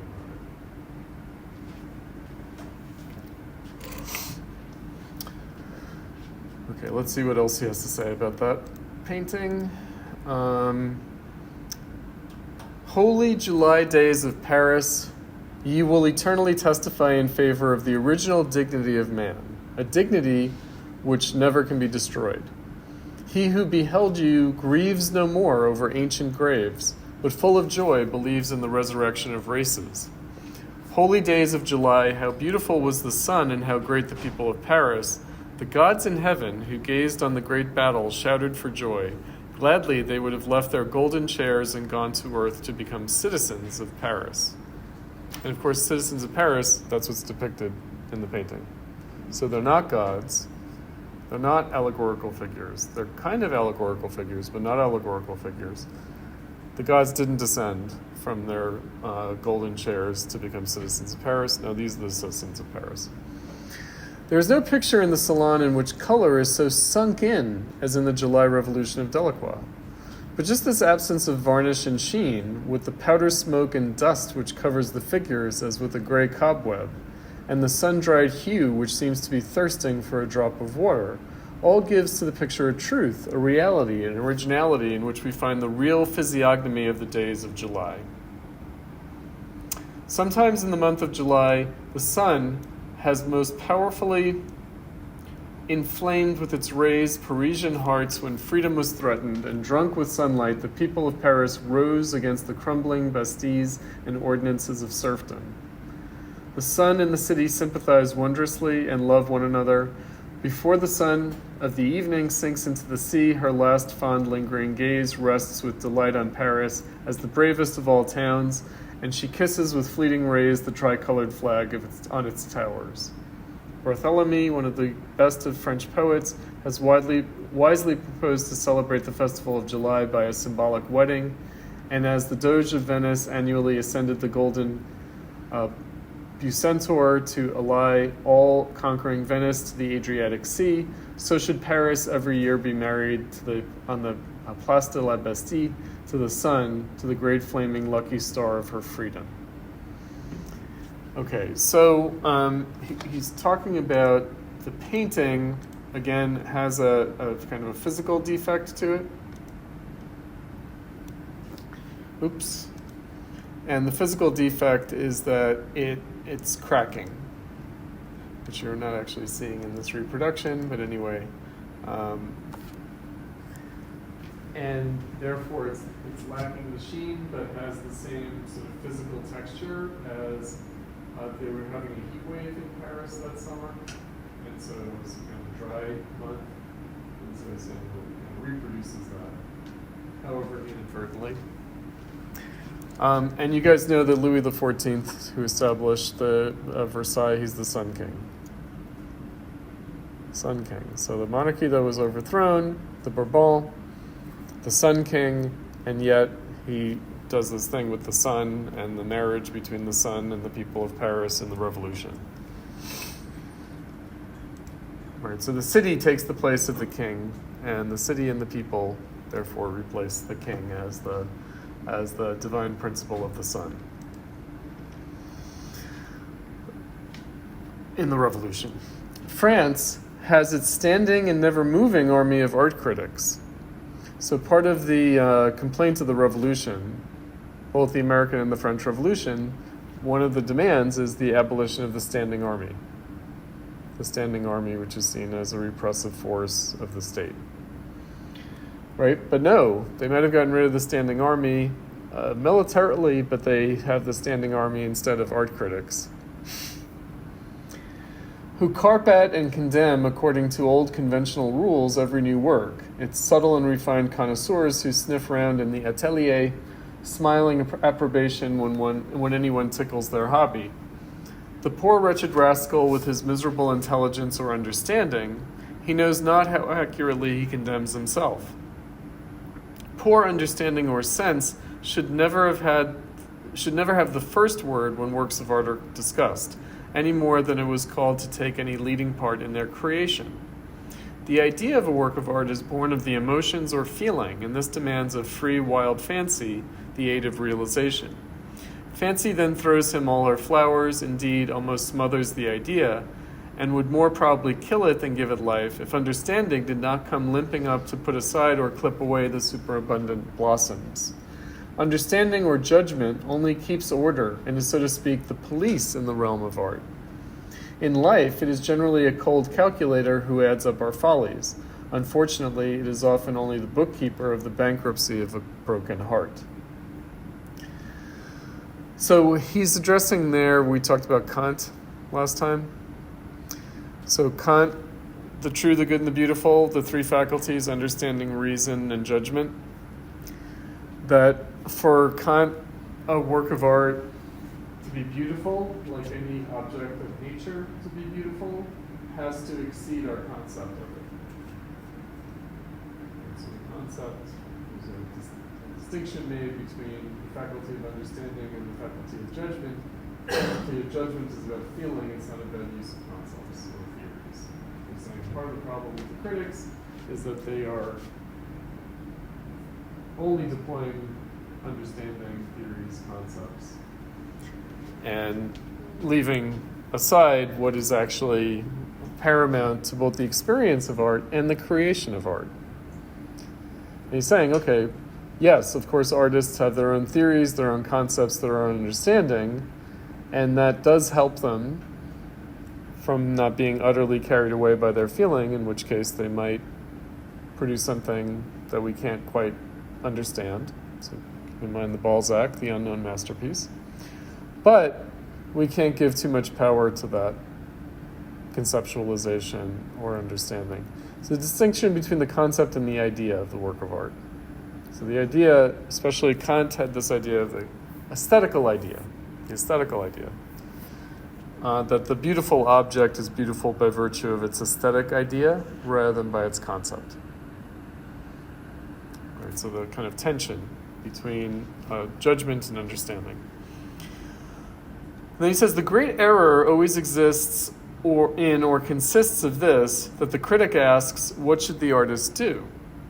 It would be much more correct to say, what does the artist desire? Or even, what must the artist execute? The question, what should the artist do, originated with those art philosophers who, without any poetry of their own, abstracted characteristics from different works of art, and from what existed, deduced a standard or rule for all future art, and so established species, definitions, and rules. They did not know that all such abstractions can only be of use to judge of imitations, but that every original artist, and even every new genius in art, should be judged according to his own law of art, which he brings with him. Rules and all such antiquated doctrines are for such souls much less applicable. There are no laws or rules of fencing for young giants, says Mademoiselle, because they break through every parade. Every genius should be studied and only judged according to what he himself wills or means. Here we have only to answer the question, has he the ability to carry out his idea? Has he applied the right means? Here we stand on firm ground. We measure or decide no longer as to the work submitted according to our own subjective wishes, but we come to mutual intelligence as to the God-given means at the command of the artist for realizing his idea. In the recitative arts, these means consist of intonation or sound and words. In the representative arts, they are supplied by color and form. Sounds and words, colors and forms, that above all which appears to sense, are, however, only symbols of the idea, symbols which rise in the soul of the artist when it is moved by the Holy Ghost of the world, the Weltgeist. That's a Hegel idea. For his artworks are but symbols by which he conveys his ideas to others. He who expresses the most and the most significant with the fewest and simplest symbols, he is the greatest artist. So again, this is a repetition of a lot of Kant, where Kant said that producing producing not according to an old rule, that's the mark of genius. So genius means originality, and how do we know genius? Because they're producing something not according to an old rule. So the idea is that every work of art should be autonomous in the sense of establishing its own rules. And that critics should judge works based on the rules that the artworks themselves have established for themselves. They should judge the works in the work's own terms rather than bringing in extrinsic criteria. And then the question is, has the artwork fulfilled its idea? Rather than, does it fit our concept of art? Returning to my subject, I should have here praised many a brave painter, but despite the best will, it is all the same impossible to calmly analyze their merits, for there out of doors the storm rages too terribly, and no one can concentrate his thoughts when such tempests re-echo in the soul. It is even on so-called peaceful days very hard in Paris to turn one's mind away from what is in the streets and indulge in wistful private dreams. And though art blooms more luxuriantly in Paris than elsewhere, we are still disturbed in its enjoyment at every moment by the rude rush and roar of life. The sweetest tones of Pasta and of Malibran are jarred by the suffering cries of bitter poverty, and the intoxicated heart, which has just drank eagerly from the inspiring cups of Robert's color, will be immediately after sobered by the sight of public misery. It requires almost a Goethean, this is Goethe, the great writer, Goethean egoism to attain here to undisturbed art enjoyment, and how very difficult art criticism thereby becomes, I feel at this moment. I succeeded yesterday evening in writing something more of this paper, after I had, however, seen a deathly pale man fall to the ground on the boulevards from hunger and wretchedness. But when all at once a whole race falls on the boulevard of Europe, then it is impossible to write further in peace. When the eyes of the critic are wet with tears, his opinion is not worth much. Right. Okay, let's look at the other piece by him.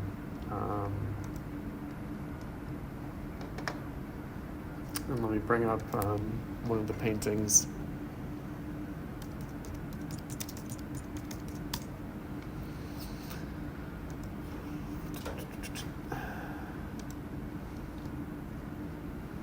Okay, so zoom ahead more than a decade later. So it's no longer the aftermath of the revolution of 1830, but it's in the Hungary 1840s. So it's later in the July monarchy, and it's in the period of the lead up to the revolutions of 1848. The exhibition of pictures for this year excites unusual interest, yet it is impossible for me to pass even a halfway seasonable opinion as to the vaunted preeminence of this salon. So far, I have only felt discontent beyond comparison when I wandered through the halls of the Louvre. These delicious colors, which all burst loose screaming at me at once, this variegated lunacy which grins at me from every side, this anarchy in gold frames, makes a painful, evil impression on me. I torture myself in vain in trying to set in order this chaos in my mind, and to find therein the thoughts of the time, or even the allied mark of common character, by which these pictures show themselves as results of our time. For all works of one and the same period have a trace or trait of such character, the painter's mark, which we might call the spirit of the age. Thus, for example, the canvases of Watteau, Boucher, Van Loo reflect the graceful powdered playfulness and pastorelles and fêtes, the rouged and frivolous emptiness, de fede galant, the Swedish hooped petticoat happiness of the prevalent Pompadour rule, in which we see everywhere gaily ribboned shepherd's crooks and never a sword. On the other hand, the pictures of David and his school are only the colored echo of the Republican virtuous period, which laps over into the imperial glory of wartime. And here we find a forced inspiration of the marble model, an abstract, frosty intoxication of reason, the design being correct, severe, and hard, the color turbid, harsh, and indigestible, a Spartan broth. Okay, let's look at an example of this, shall we?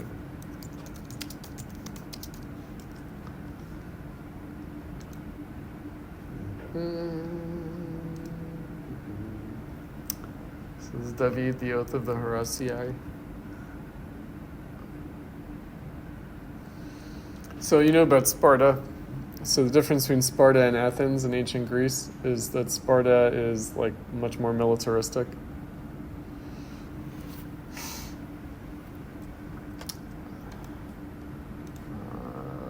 What else can I do with this?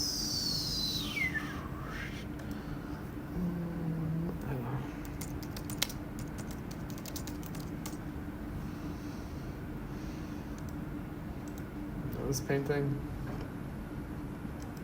Another classical. The Intervention of the Sabine Women.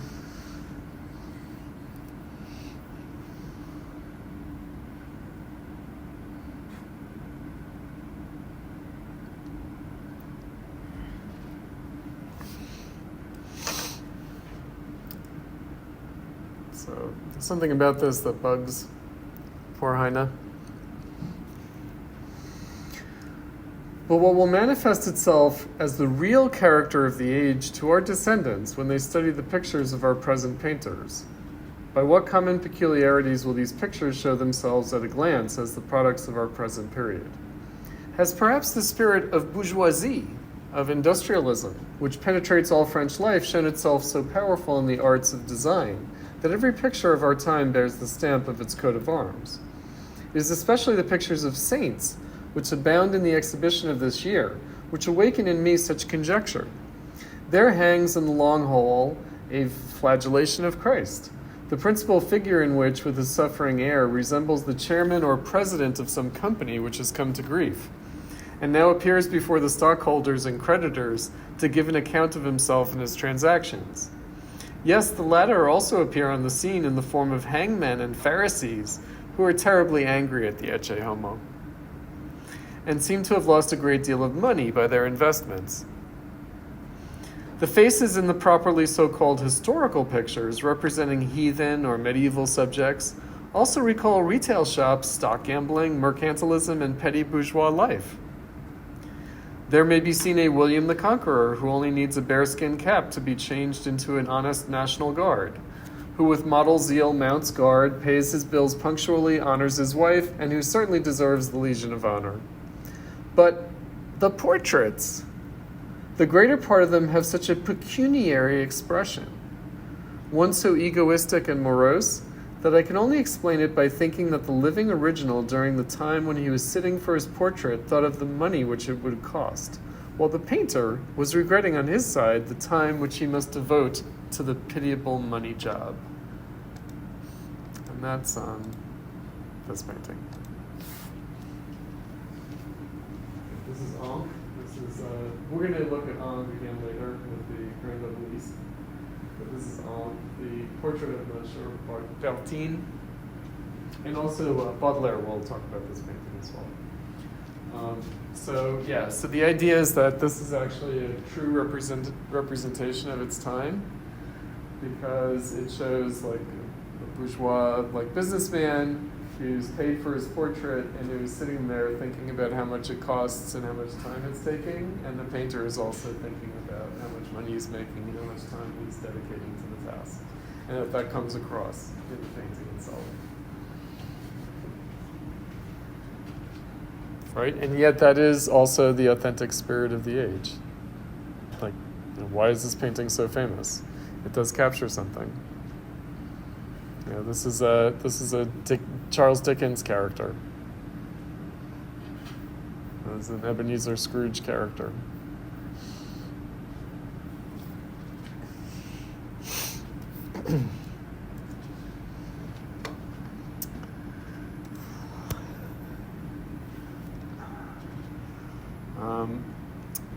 Okay.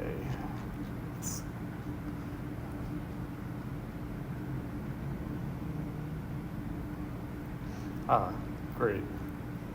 Okay, Mantrika left some notes on the Salons by Heine.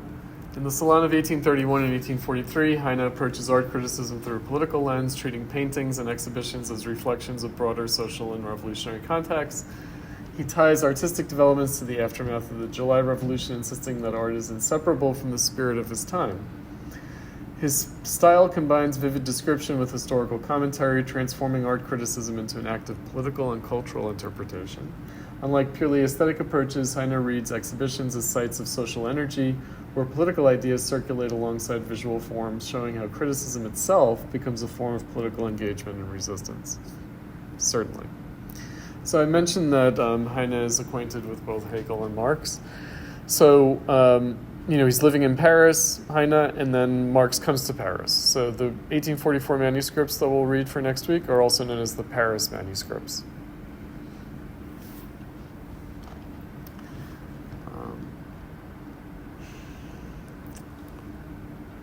Tom, do you want to say anything about these two pieces?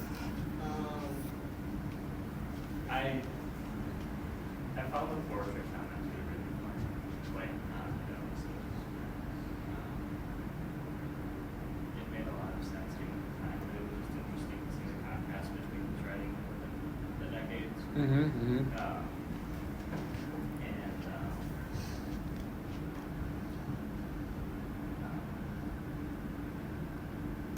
I don't know, I think I kind of read it as more of an essay than the first paragraph. Where it was like outside societal influences have begun to seep into like artistic and critical practices because of the revolution in young people at the time. That, I don't know, it's just interesting to kind of be able to follow that thread through his writings. Right. So, exactly. And so notice the crisis of Romanticism, the emergence of more capitalistic concerns, right? How they're connected up in his mind. There's a crisis of art criticism. There's also a crisis of art production. And again, he in the Salon of 1843, he says that he's having a kind of negative reaction to the art. And yet he can't deny that despite his negative reaction, that it is true to the spirit of its time, nonetheless. And what he's setting up there that's going to be important for Baudelaire, who will be following on Heine as a critic of the national exhibitions and of painting, is that there seems to be a disjunction between the official style and the spirit of the age. Right, so there's a kind of a tension there, and so even though it's true to its time, it's kind of wearing a mask. So the old subjects, so Romanticism likes to embrace old subjects, he says, are really representing the present reality. Right, you're kind of seeing the present reality through the old subject matter. And that collision, that disjunction, is actually part of the spirit of the age, part of the authentic expression of the age. Right, so the fact that there's a crisis, he's not really offering a solution to it. Right, so the task of the art critic is more to diagnose the symptom than to offer a remedy. The only real negative criterion that he invokes is that maybe the artists are not being entirely true to the task that they set themselves. That maybe there's a kind of an inner tension that's not only coming through, but also maybe impairing, affecting the work in some way. So it's a little bit of a paradox there.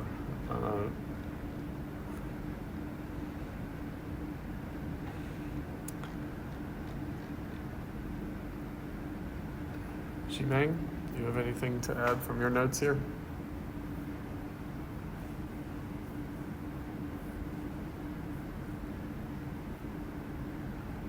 No?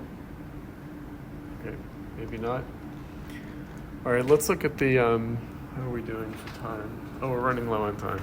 Let's look at the the Gautier. The Gautier is important. So I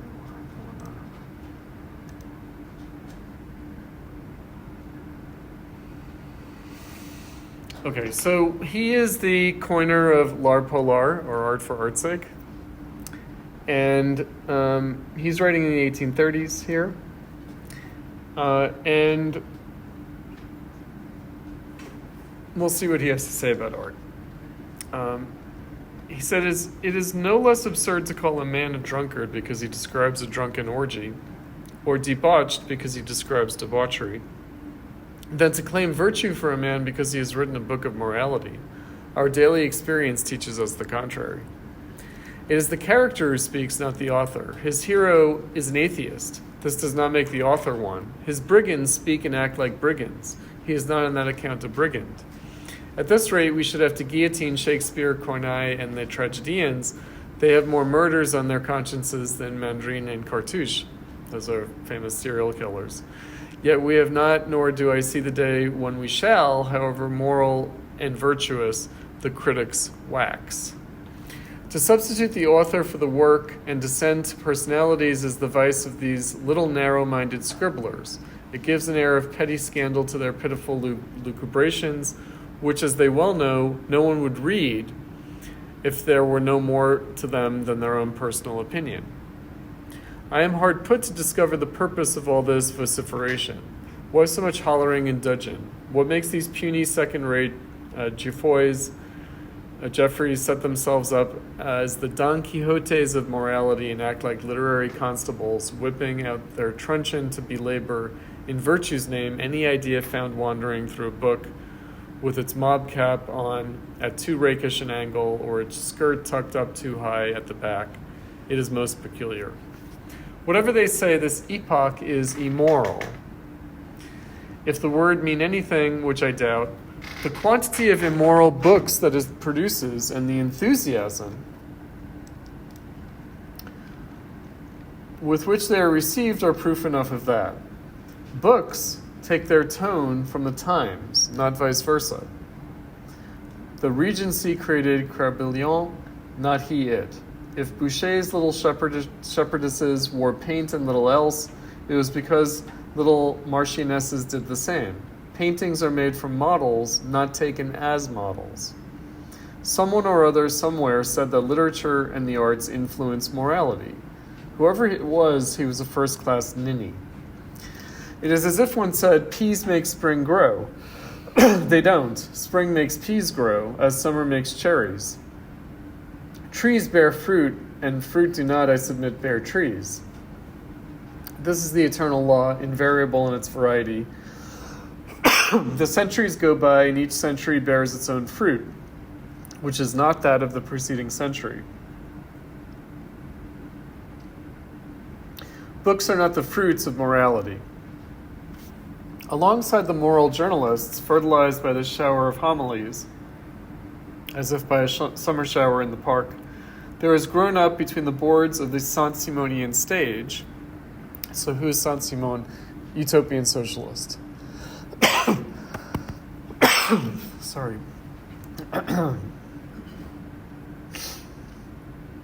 A little straggle of mushrooms of a new and rather curious kind. Let us examine them scientifically. These are the utilitarian critics, poor fellows whose noses are too short for glasses, but who still cannot see beyond the ends of their noses. When an author landed some volume or other, novel or poems, on their desks, these gentlemen would nonchalantly tilt their chairs back, balance on the back legs, then rocking judiciously to and fro, they would look important and ask, what use is this book? How does it serve the moralization and well-being of the most populous and penurious class? What? Not a word of the needs of society, nothing civilizing, nothing progressive? You could be making a grand synthesis of human affairs, following the progress of providential and regenerating ideas through the phases of history.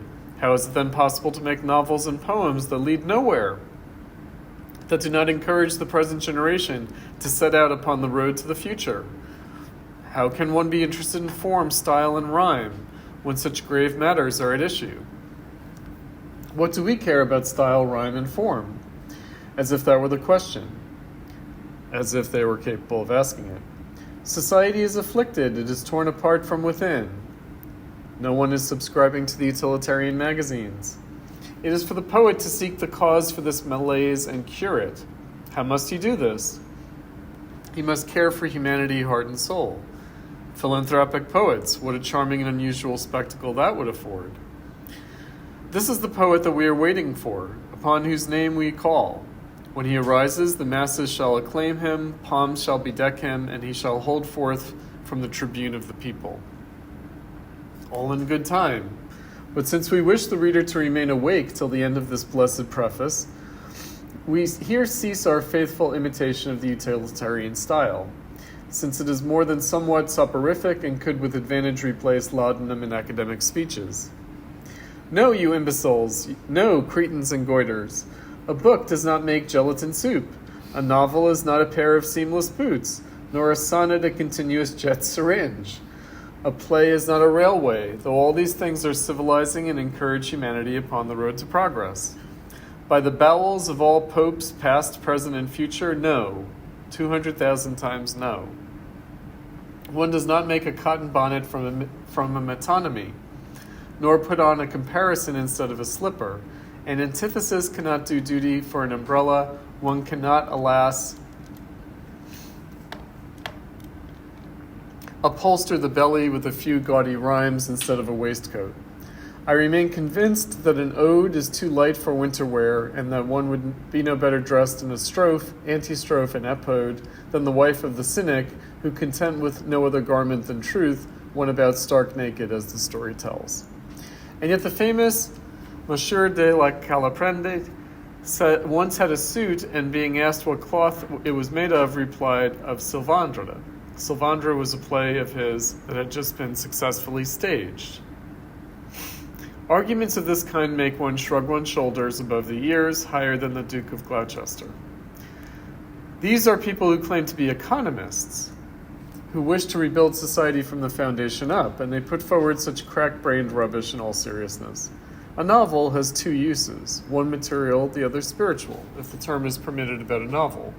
The material use is first and foremost the few thousand francs that enter the author's pocket, and ballasted such that neither wind nor devil carry him off. For the bookseller, it is a handsome pedigree horse which prances and curvets between the shafts of a steel and ebony cabriolet, as Figaro says. For the paper merchant, it is one more factory on the banks of some stream or other, and often the ruin of a landscape. For printers, a few tons of logwood that allow them to wet their whistles once a week. For the reading room, it is quantities of coins slimed with plebeian verdigris, and a quantity of grease so great that were a way found to collect and put it to use, it would supersede whale fishing. The spiritual use is that while one is reading novels, one sleeps, and reads neither useful, progressive, virtuous journals, nor any other indigestible and stultifying drug. Well, who do I now hear say that novels contribute nothing to civilization?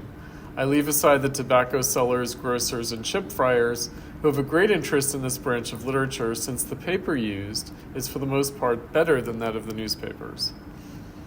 Truly, when one hears the Republican or Saint-Simonian utilitarian speechify, it has one rolling in the aisles. I should like to know the exact meaning of that loutish substantive with which they daily plump the vacuity of their columns, and which is a shibboleth and sacramental term in their eyes. Utility. What is this word, and to what does it apply? There are two kinds of utility, and the word is invariably relative in sense. What is of service to one person is useless for another. You are a cobbler, I am a poet. It is of service to me that my second line rhyme with my first. A rhyming dictionary is great service to me. You have not the slightest need for it in cobbling a pair of old boots, and it may reasonably be thought that a paring knife is not much help in making an ode, upon which you object that a cobbler is much superior to a poet, and that one manages better without the one than the other. Without wishing to slight the honorable profession of cobbler, which I honor no whit less than that of constitutional monarch, I humbly confess that I had rather my shoe flapped than that my lines rhymed ill. and that I should get along more easily without footwear than without poems. I almost never go out, being more agile of mind than foot. I wear out my soles less often than a virtuous republican who scurries from one minister to minister in hopes that one of them will idly toss him a ministerial post. There are those, I know, who prefer mills to churches, the bread of the body to that of the soul. To these I have nothing to say. They deserve to be economists in this world and the next. Is anything absolutely useful in this world, this life? In the first place, our being alive and on earth is of very little service. I defy the most erudite to tell me what use we are, if it is not to subscribe to the Constitutionnel nor any other journal at all. But the utility of our existence being once admitted a priori, what is of real use in sustaining it? A little soup and a piece of meat twice a day is all that is required to fill the belly in the strict sense. Man whom a coffin 2 foot by 6 quite suffices after death scarcely needs more space during his lifetime. A hollow cube measuring 6 or 7 feet in each direction, equipped with a breathing hole, 1 cell in the hive, is sufficient accommodation to prevent the rain running down his neck. A blanket properly rolled around him will keep off the cold as well as, and better than, the most elegant, the best cut tailcoat from Straub's. With these things he can quite literally subsist. You can live on 25 centimes a day, we are told, but keeping oneself alive is not living. And I cannot see that life in a town organized on utilitarian principles would be more agreeable than residence at the Père Lachaise. Nothing beautiful is indispensable in life. If flowers were eliminated, the world would suffer no material loss. Yet who wishes that there were no more flowers? I would rather give up potatoes than roses, and I cannot believe that there is a single utilitarian in the world who would grub up a tulip bed for the sake of planting cabbages. What use is the beauty of women? What use is painting? Who would be mad enough to prefer Mozart to Monsieur Carrel and Michelangelo to the inventor of white mustard? The useless alone is truly beautiful. Everything useful is ugly, since it is the expression of a need, and man's needs are like his pitiful, infirm nature, ignoble and disgusting. The most useful place in the house is the latrines. I am myself, pace these gentlemen, one of those for whom the superfluous is necessary. The superfluous is necessary. To a particular pot of which I make nightly use, I prefer a Chinese vase, covered with mandarins and dragons, which is of no use whatsoever. And among my talents, I most esteem that of not guessing rebuses and charades. I would happily give up my rights as a Frenchman and a citizen for the sight of an authentic Raphael or a beautiful woman naked. The Princess Borghese, for example, when she posed for Canova, or Julia Grisi when she got into the bath. I should happily consent to the return of the anthropophagus King Charles X if he brought me a basket of Tokay or Johannesburg from his Bohemian castle. And I should find the electoral laws sufficiently liberal if certain streets were wider and certain other things narrower. Although I am not a dilettante, I prefer the street fiddler and the tambourine to the sound of a judge's bell. I would sell my shirt for a jewel and my bread for preserves. The occupation best suited to a policeman is, in my view, to do nothing, or meditatively to smoke his pipe or cigar. I also have great esteem for those who play skittles and those who make excellent verses. You see that utilitarian principles are rather remote from my nature, and that I shall never be a contributor to virtuous journals, short of conversion, which would be a droll thing. Instead of creating a Monthean prize to recompense the virtuous, I should prefer to bestow, like that great and misunderstood philosopher Sardanapalus, a large sum on anyone who could invent a new pleasure. For pleasure seems to me the goal of life, and the only useful thing in the world. God willed it so. He who made women, perfumes, light, beautiful flowers, fine wines, mettlesome horses, greyhounds, and Persian cats. He who told his angels not be virtuous, but be full of love. He gave us a mouth more sensitive than the rest of our skin for kissing women, eyes raised to the skies with which to see the light, a subtle sense of smell with which to breathe in the essence of flowers, muscular thighs with which to grip the flank of the stallion, and fly fast as thought without railway or steam boiler. Delicate hands with which to caress the graceful heads of greyhounds, the downy backs of cats, and the sleek shoulders of creatures of easy virtue. He accorded to ourselves alone the glorious privilege of drinking without thirst, striking a light, and making love all year round. Things which distinguish us from the brute beasts much better than the use of newspapers and the production of legal documents. My God, what a foolish thing is this supposititious perfectibility of the species with which they are forever dinning our ears. They talk as if man were a machine admitting of improvement, and that a better adjusted cog or better placed counterweight might make him function more easily and conveniently. When science has contrived to offer me a double stomach, so that he can ruminate like a cow, eyes on the far back of his head so that, like Janus, he can see people sticking their tongue out behind his back, and contemplate his indignity in a less embarrassing position than that of the Callipygus Venus in Athens. Wings implanted in our shoulders so that he need no longer pay 6 sous to ride in the omnibus. When it has created a new organ, then indeed the word perfectibility will begin to mean something. Has anything been done since all this perfecting started that was not done as well or better before the flood? All right, something that we'll talk about next week is the commodity. So we talked a little bit about it today, commodity fetishism, but we'll get into the details of it. And there we'll be talking about use value and exchange value and utility, what use value means, what this might amount to. So yeah, he's an aesthete, l'art pour l'art, art for art's sake. But notice there's a parallel. Art for art's sake. Art is valuable because it's useless. Art for art's sake. Human life for human life's sake. Right? What is the value of life? He says. If you're going to ask what the value of art is, you might as well ask the value of human life itself. And is the value of human life itself just to participate in the circulation of commodities, subscribe to journals, etc.? Right? Or is it to enjoy pleasure? Right? The pleasure that only humans can enjoy, he says. So what is the value of human life? Because human life as a value for its own sake is also a modern value. Humanism. It's a bourgeois value. Human life for its own sake. Not human life for the sake of religious morality or aristocratic virtue, but human life is a value in and of itself.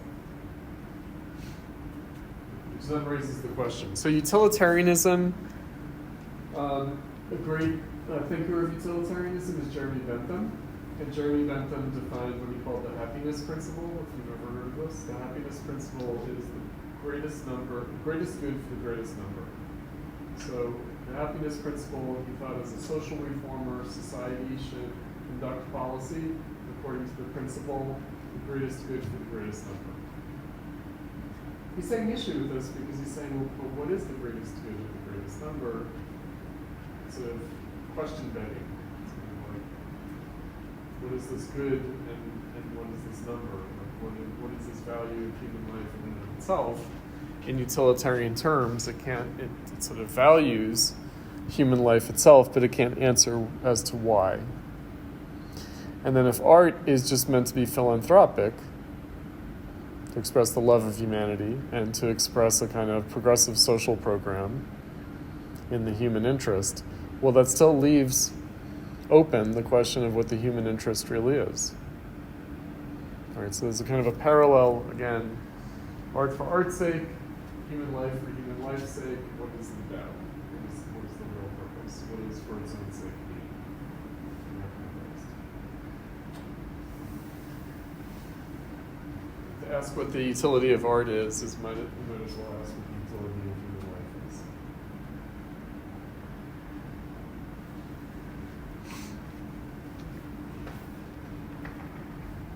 So these are questions raised by capitalism, in fact. Right? There's a crisis of humanism. There's a crisis of the humanistic principle, and part of that is expressed by utilitarianism, by socialism, Saint-Simon, but also by the condition of art itself, which seems to parallel that of the condition of human life itself. What is its purpose? What is its function? When it had its cult function, when it had its ritual purpose, that question wasn't asked. Nobody asked what the purpose of art was in the Middle Ages. Its purpose was obvious. It was supposed to provide pomp and circumstance, political authority, gravitas, but also entertainment, the aristocracy. It was supposed to promulgate the religious teachings of the church. It was supposed to be the aesthetic reflex of everyday life of the village among the commoners. Nobody stopped and asked, what was the purpose of art? It didn't have its own purpose. It wasn't autonomous yet. It didn't give itself its own purpose yet. But now it does. In the same way that humanity didn't give itself its own purpose until the modern era, until the bourgeois revolution. All right, so liberty, equality, fraternity, the principles of the French Revolution, the Declaration of Rights of Human Being and Citizen, Thomas Jefferson, the American Revolution, all with equal inalienable rights to life, liberty, and the pursuit of happiness. Traditional people don't think that life is a value in and of itself. Meaning, if you violate the morality of the community, your life is less than worthless. It must be taken.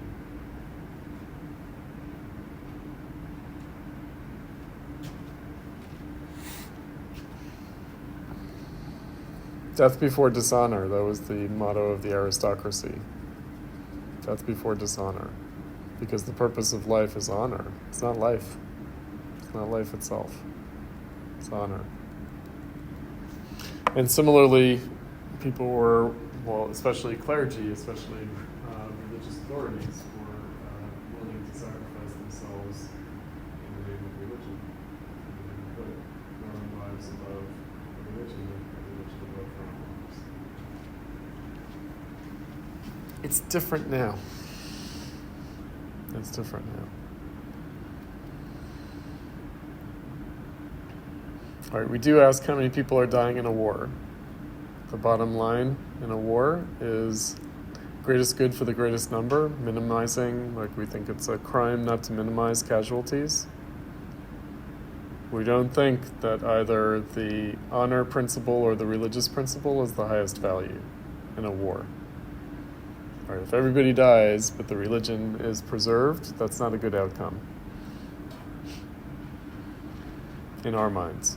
Like, we care about numbers. We care about human life as such. That has something to do with why we care about art as such. Or ought to, he thinks. All right. So we'll come back next week. Did I take volunteers for next time? I did. Very good. Okay.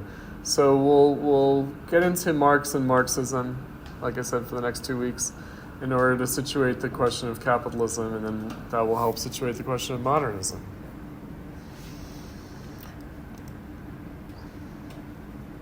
Cool.